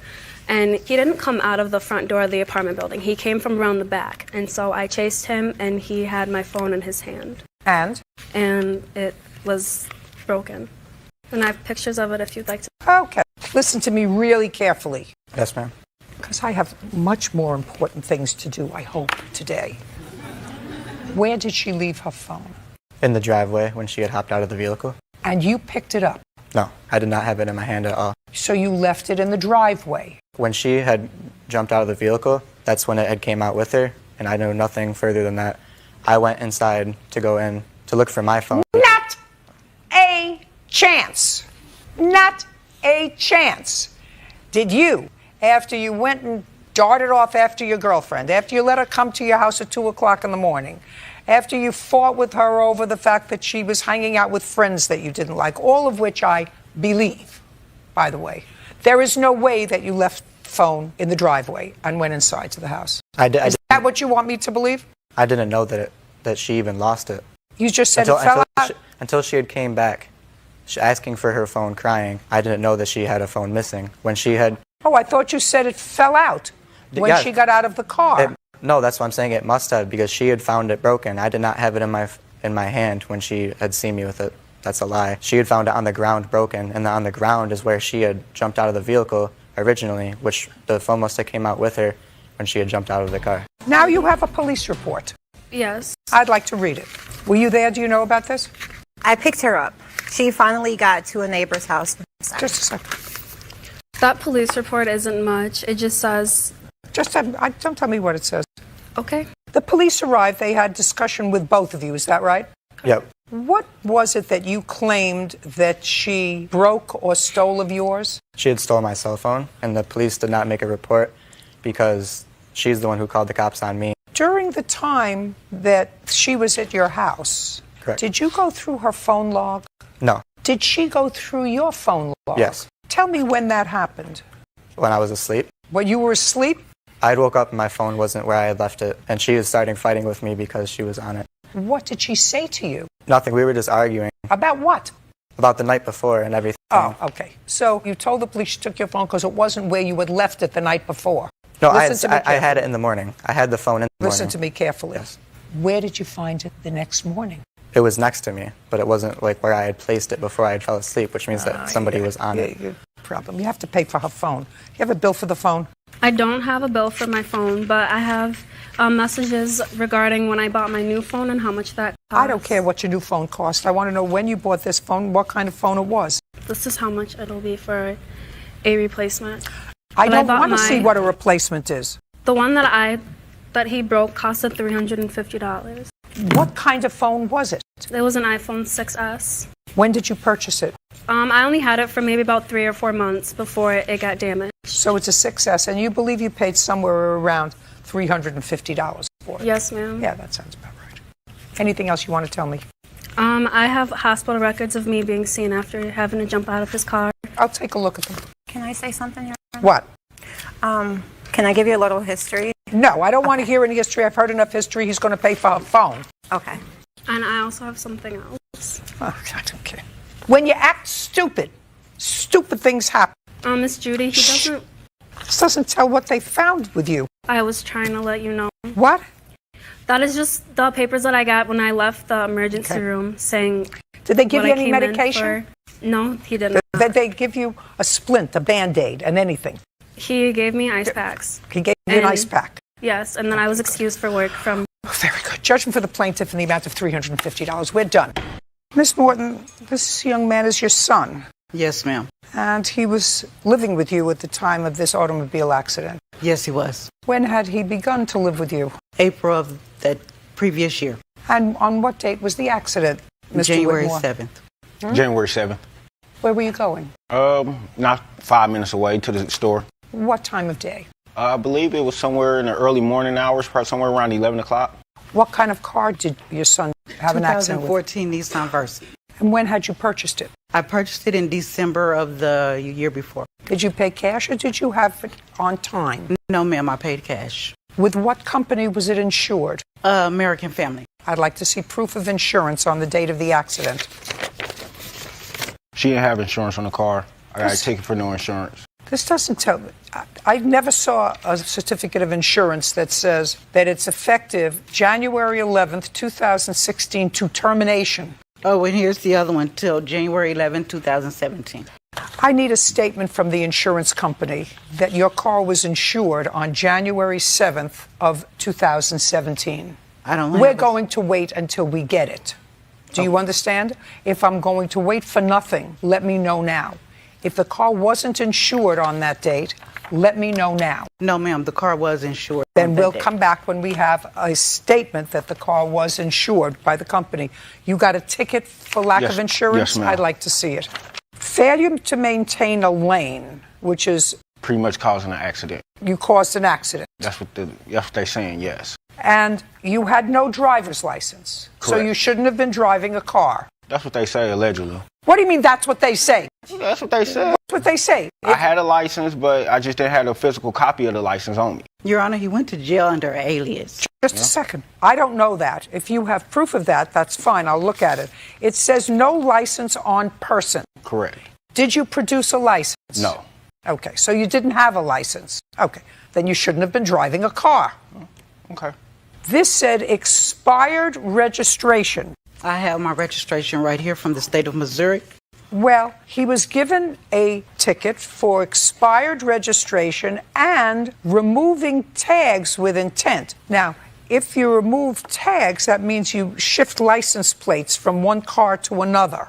I have my tag number that matches on my registration that matches the vehicle. Listen, I don't know why he got tickets for this. Do you understand what I'm saying to you? Yes, ma'am. You understand what I'm saying to you? He could not produce a valid registration for your car. Correct. He could not produce proof of insurance when they checked because he asked for license and registration. And the tags didn't match. Whatever vehicle, when they checked the tags, it didn't match the vehicle that he was driving. But my registration with the tag number matches with the VIN number and the vehicle.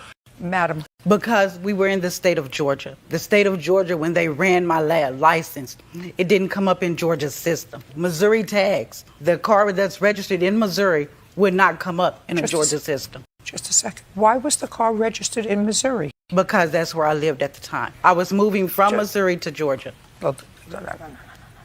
I just moved to Georgia. He was living with you starting in April. Where were you living with her in April? In Missouri or Georgia? Georgia. In Georgia. This accident happened in January. Correct. I just moved to Georgia in December. He's been living with you since April. December 2016. No. 15. Listen, we're not going to play with each other. No. Your son was living with you in April in Georgia. This accident happened in January of the following year. This year. April, May, June, July, August, September, October, November, December, January. 10 months later. Yes. Why isn't your car registered and insured in the state of Georgia? I didn't get it registered in the state of Georgia, and I wasn't going to get it registered in Georgia until my tags expired. We're going to come back, and you're going to present to me the tags, proof that your car was insured on January 7th of 2017, a letter from your company, because I assume this is the same company that insures you now. American Family. Fine. All we need is a statement from them that this car, which was a 2014 Nissan, was insured by them. Because if he was in a collision and it was insured by them, you have a 2014 car, then you had insurance. Correct. Right? Yeah, I do. Did the insurance fix the car? He was not on my insurance, no, ma'am. He was an uninsured driver. I didn't put him on my insurance because I had no intentions of him driving my car. We're going to be back. Go get me what I asked you for.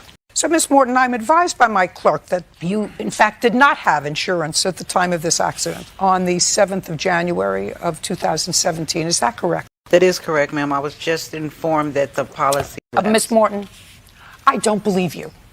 I knew you didn't have insurance. I'm like Karnak.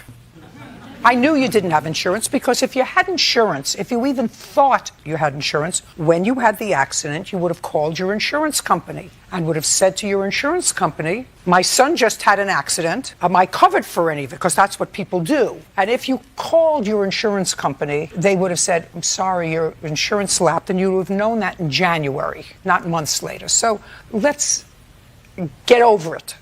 You didn't have insurance on the car. I don't even have to get to the point where, were the plates the right plates from Missouri? Was it registered? I don't even have to get there.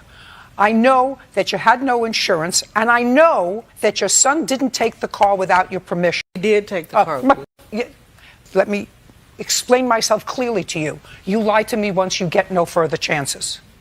The only thing is, you're culpable for letting him drive a car that was uninsured. And there's no question in my mind that he had the car, he had driven the car before, he drove the car, it was in the afternoon. There was no question that you knew he took the car, he was probably going for food for you or for his son who lives with you. Who knows? I don't care. You lied to me once, you don't get another chance. Your problem, Mr. Whitmore, is you were at fault in the accident. Well, I wasn't at fault. Wait, just a second. Where's the piece of paper you just gave me? Right here. Where's the piece of paper? And you want me to play back the tape? You know, we do tape these things. Yeah, I don't need you to play it back. Just a second, Will. You don't raise the octave on your voice with me, sir. Failing to maintain a lane. Accident. Guilty. That's what you pled. Guilty. Sure did. I did plead guilty. Listen to me. Don't be a wise guy with me. I'm not. I'm just stating the fact. That means that you caused the accident. Wasn't my fault. Your Honor. Who wants to sit in jail for 7 days over a ticket that you want to get out of jail? Yeah, plead guilty. Whatever you want. Bye. I'm gone. Before he was even... Just a second. Don't speak. I'm telling you, I don't listen to people who swear to tell the truth and then lie. Do you understand? I didn't lie, but okay, I understand. Yes, you did. Oh, yes, you did. What do you think? I'm just a good guesser? I've been doing this for 35 years. The car was damaged. Correct. In your possession. Correct. After you pled guilty to changing lanes, and was the car totaled? No. Where are you living now? Be careful what you say to me. Pillow the post, couch surfing. What? Couch surfing. Couch surfing. Yeah. And your mother has custody of a child of yours. Yes, no? No. Physical custody, yes. Just a second. What kind of stupid answer is that? It's an answer because she has physical custody of him. Legal in court wise, no, that's my son. I have custody of him. Not if you're couch hopping. Well, of course, it's beneficial for him to stay with somewhere like that. You probably deserve each other. How long has your mother had custody of your son? Physical custody or custody? Sir, you don't have legal custody of your son. How come I don't? How come? Because you don't have the piece of paper that says so. Neither does she. She doesn't have to. She has physical custody. Exactly. Possession is 9/10 of the law, so you don't have custody either. Just to answer my question, how long has your mother had custody of There's only one star here, and that's me. Okay. How long has your mother had custody of your son? Since he was 2. And how old is he now? 10. Now, since you're couch hopping or sleeping or whatever you're doing, that suggests to me that you don't pay rent anywhere in a stable place. Is that correct? Correct. Do you own a vehicle? No. Do you have a job? Correct, yes. What kind of job do you have? Chef, sous chef. Where? In Atlanta, Georgia. Name of Morton's. So you're a sous chef at Morton's in Atlanta. On which street? Because there are several. Downtown. I think it's Peach Street. How long have you been the sous chef at Morton's downtown? About 6 months. Well, Morton's is a large company, so they pay by check. Correct. How is his son supported? I support him. No. Do you get any assistance for him? I get grandparent benefits. You get grandparent benefits because you have him through a foster grandparent program? I have him through the state of Missouri, yes. Right. So the state sends money for him. Is that correct? They send me, no, not cash. I don't get cash. I get food stamps. For him? Yes, ma'am. Plus I work. That's fine. But you don't get any money from him? No, ma'am. Right. Well, now we're going to get you some money from the state of, where are you living now? Georgia. Georgia. Now, he is a sous chef in Atlanta at Morton's. Pay attention, who's ever listening. All they have to do is garnish his check, and then you'll get some money from him. You have a repair bill for the car? Yes, ma'am. You know you're partially responsible for that. You understand that you let him drive an uninsured vehicle. You let him drive an uninsured vehicle, and he is responsible, but so are you. I'm not going to hear anymore. I'm just going to take a look at the car and take a look at the bill. How much is your check every 2 weeks from Morton's, Mr. Whitmore? It's not an answer. About $650, $700. And you have no rent, so that's fine. Where is the bill to repair it? You have it. That's it right there. That's $312? No, it's at the bottom. $3,012. Was it fixed? No, ma'am. It's in the shop. I dropped it off at the shop. Mm-hmm. Okay. Looks like $3,000 worth of damage. Judging for the plaintiff in the amount of $1,500. We're done. Thank you. He asked for permission to use the car, and I told him no. I'm really just happy it's all over with. He took the car while I was asleep. It caused a big rift between me and my mom, so I usually sleep with him under the pillow, but I didn't. I'm just happy it's all said and done. He has many of them. I don't know which one this one was. I use an alias, yeah. So when we looked him up, and I said, well, there he is right there. She was like, oh, no, that's not him. That's such and such. Who wants to go to jail? No, ma'am, that's my son. Just pretty much do the right thing. You can't keep skating by. You have to assume responsibility for what you did. Pay attention to me. He painted the side of the fence that faces his property a red stain. I'm forming a visual. Here's a perfect visual picture. I want you to answer my question. Okay. So he painted the fence that only the side that faced his property, a fence that you put in the contract he was to pay for half of, a color that he wanted. No, I didn't agree to a color he wanted. No. What he did was he painted the side of the fence. You know, you're obstinate. He painted the side of the fence that faced his property, a fence that he was required to pay half for. Which did not. You're not paying attention. Okay. All right. A color that pleased him. That's what you're complaining about. Yes, ma'am. Okay. Now I'll take a look at your picture. In the pictures, it does show the property line where the fence is built on my property. He had to trespass onto my property to paint the fence. Is what you're telling me, sir, that by walking up to this fence to paint it or to have it painted, he was on your property? Yes, ma'am. Baloney. Baloney. Well, he was, ma'am. Baloney. There's pictures there that show Baloney. That faces his house. It may face his house, but it's on my property. I paid $4,500. He paid $7,000. Now, this is the color that you're complaining about? That's the color of my house. That's the color I painted without any question, my fence. Just a second. You painted this, so this is what you look at. Yes, ma'am. That matches the trim of your house. Yes, ma'am. And this red here faces my house. My house is in the backdrop. Just a second. This is your house. Yes, ma'am. On the other side of this is his house. A complete property over. I want you to answer my question. Yes, ma'am.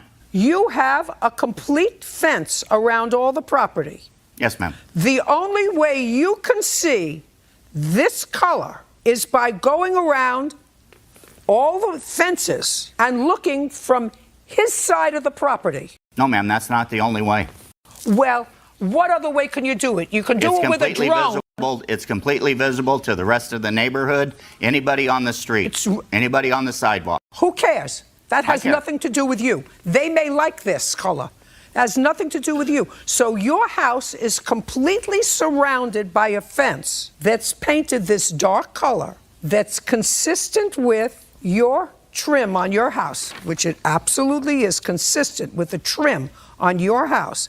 And that's the only thing that you see when you look out your windows. Am I making myself clear? Do you understand I understand. that? I want to make sure that 10 million people understand this. When you look out your kitchen window, your living room window, your bedroom window, your bathroom window, the only color fence you see from inside your house, from your backyard, that your children see, that your grandchildren see, that your wife sees, is this color fence. Am I correct? Yes, ma'am. Miss Sonkrant, this used to be your boyfriend. It's not your boyfriend anymore. While he was your boyfriend, the two of you went on holiday together, decided to get matching tattoos. He didn't have any money. You laid out the money for his tattoo. Yes. Sometime way after that, he used your credit card to purchase furniture. So there was a loan for furniture for his apartment. Yes. He still hadn't paid you for the tattoo, right? Correct. Forget about the tattoo. Do you still have the tattoo? Yes. Do you still have the tattoo? Yes, but it's covered. But what? It's covered. It's covered with what? Writing. What did it say? It was a K with the heart, like a king. It's what? K with the heart. K with Oh, with a K with a heart. Is that your name? No, it was king and then mine was queen. I really have to get my hearing checked. I swear. God. Everybody better go to articulation classes. That's not going to happen. Okay, now, you moved into an apartment, you didn't have any furniture. Correct. And how did you get furniture? Miss Sonkrant offered to get What did she furniture say? for me. She knew that I didn't have any furniture, so we went to the furniture store, and she helped me pick it out, basically. Okay, great. And do you remember how much it was? Not off the top of my head, no. But you were making payments on it. Not really. You never made any payments on it? No. Never? No. Really? When was it purchased? In what month? I would say September-ish, yeah. And it was bought on credit? Yes. How much was it? It was $2,235.54. Well, what kind of work were you doing, Mr. Nichols? Worked in a factory. I was a machine operator. Still there? No. What are you doing now? Right now, I'm currently looking for a job. So you don't have a job? No. And what kind of furniture did she buy you? It was a Serta mattress, king size, and the bed frame, and the TV. And you have a new girlfriend? Yes. Do you watch the TV with your new girlfriend? Yes. And you sleep on the mattress and the frame? Yes. You think it's right that the plaintiff pay for that? I mean, it was a gift. It might have been. I'm just asking you if you think it's right that she pay for it. Me and him were together. I didn't ask you a question. Okay. Do you think it's right that she pay for it? Yeah, I should pay for it. No, I don't think it's... Bird, that one's irritating me. Would you get it ready? Sure. Man. You don't have to bring your new girlfriends. It's annoying. Do you understand? Yes. Just annoying. Now, Miss Sonkrant, Yes. when did you and Mr. Nichols break up? In the beginning of December. When was the first payment due on the furniture? What would have been September? October 24th. Who made that payment? He made that payment. Show me. I only have the bills. I don't have it showing that he paid, but I have evidence of him saying that he was paying me. I would like to see that. All these. Isn't it nice I got rid of the new girlfriend?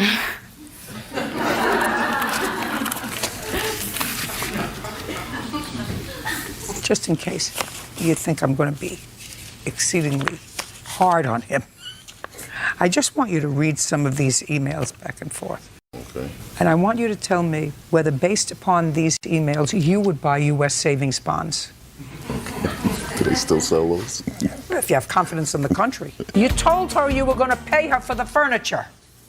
Unfortunately, your choice of language was such that the camera operator here can't take a picture of it because you only know how to express yourself using four-letter expletives. I don't believe... You don't believe what? Where did I say that I paid her? I told her I was going to pay for it. Would you show Shakespeare, please, the emails? In the emails is where you told her. Yeah, man.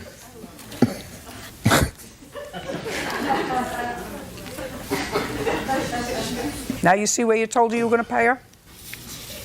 Yes, I remember those conversations. Good. $2,235. Judgment for the plaintiff. We're done. So now you come home and you see that he has painted the fence that faces his property a color that you didn't like.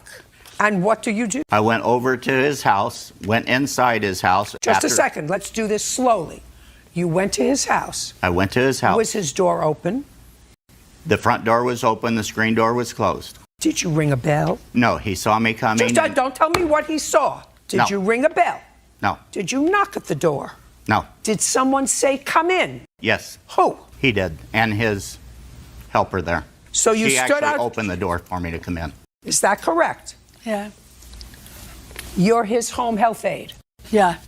I'm with him. Do you live together or are you his aide? Oh, we're good friends. Okay. So she let you in. And where was he when she let you in? He was sitting on his couch on the end of the couch. And what did you do? I stood back away from him at least How 8 far feet. away? I was at least 8 feet away. The coffee table and the living room distance was between me and him. I just stepped in through the door. And? And I pointed my finger at him like this and raised my voice and told him how mad I was and upset. And No, I I said, want you to tell me exactly what you said. I said, I am so upset with you right now, Ron. I just don't know what to do. The only recourse I'm going to have is to take you to court. And he started calling me a son of a... And I turned around and left. As I got about 3 feet away from the front door, he still was calling me a son of a... and told me he was going to get even with me and take care of me. Well, I already know that he has a history. No. Okay. Don't tell me what you know. So you said... So, knowing that he has a rifle standing at his door, I turned around and went back in, and I said, are you going to threaten me? No, just a second. Now, you're almost out the door. And when you went back in, where did you go back in? I went back in about 3 or 4 feet closer to him. So now, there was a coffee where table you were between 8 us. feet away, when you were pointing your finger at him. I wasn't pointing my finger at him that time. No, you were. Pay attention. When you were 8 feet away from him and pointing your finger at him, you were 8 feet away. Right. Now he says, I know, whatever, and you know he's got a rifle, and you know, so then you turned around and came back and went closer to him. Yes, ma'am. So now instead of being 8 feet away, you're 3 feet away. No, I was about 4 feet away. Now you're 4 feet away. This it does is not make a difference, Your Honor. 4 feet. So now you're 4 feet away. So what's separating you from where the defendant is sitting on the sofa? The corner of his coffee table. And then? Well, first he repeats what I am again, and I said, you'd better stop saying that. You're not insulting me, you're insulting my mother. Oh, and I'm get not over. going to put up with that. I'm sorry, Your Honor, that's the way I was raised. Come on, let's go. So let's go. Anyway, he just kept saying it, and then he picks up a Pepsi can and throws it at me, and I swerved where he couldn't hit me with it. When I swerved, he still hit me in the chest. Just a second. Are you telling me that the soda can, because he did throw a soda can, he says he threw it on the floor in frustration. I don't believe that because I read your answer. But now are you telling me that the soda can, pay careful attention because I have what you wrote. Now are you telling me that the soda can hit you in the chest? Be careful what you answer, because you already made one mistake in what you wrote. Are you telling me now that the soda can hit you in the chest?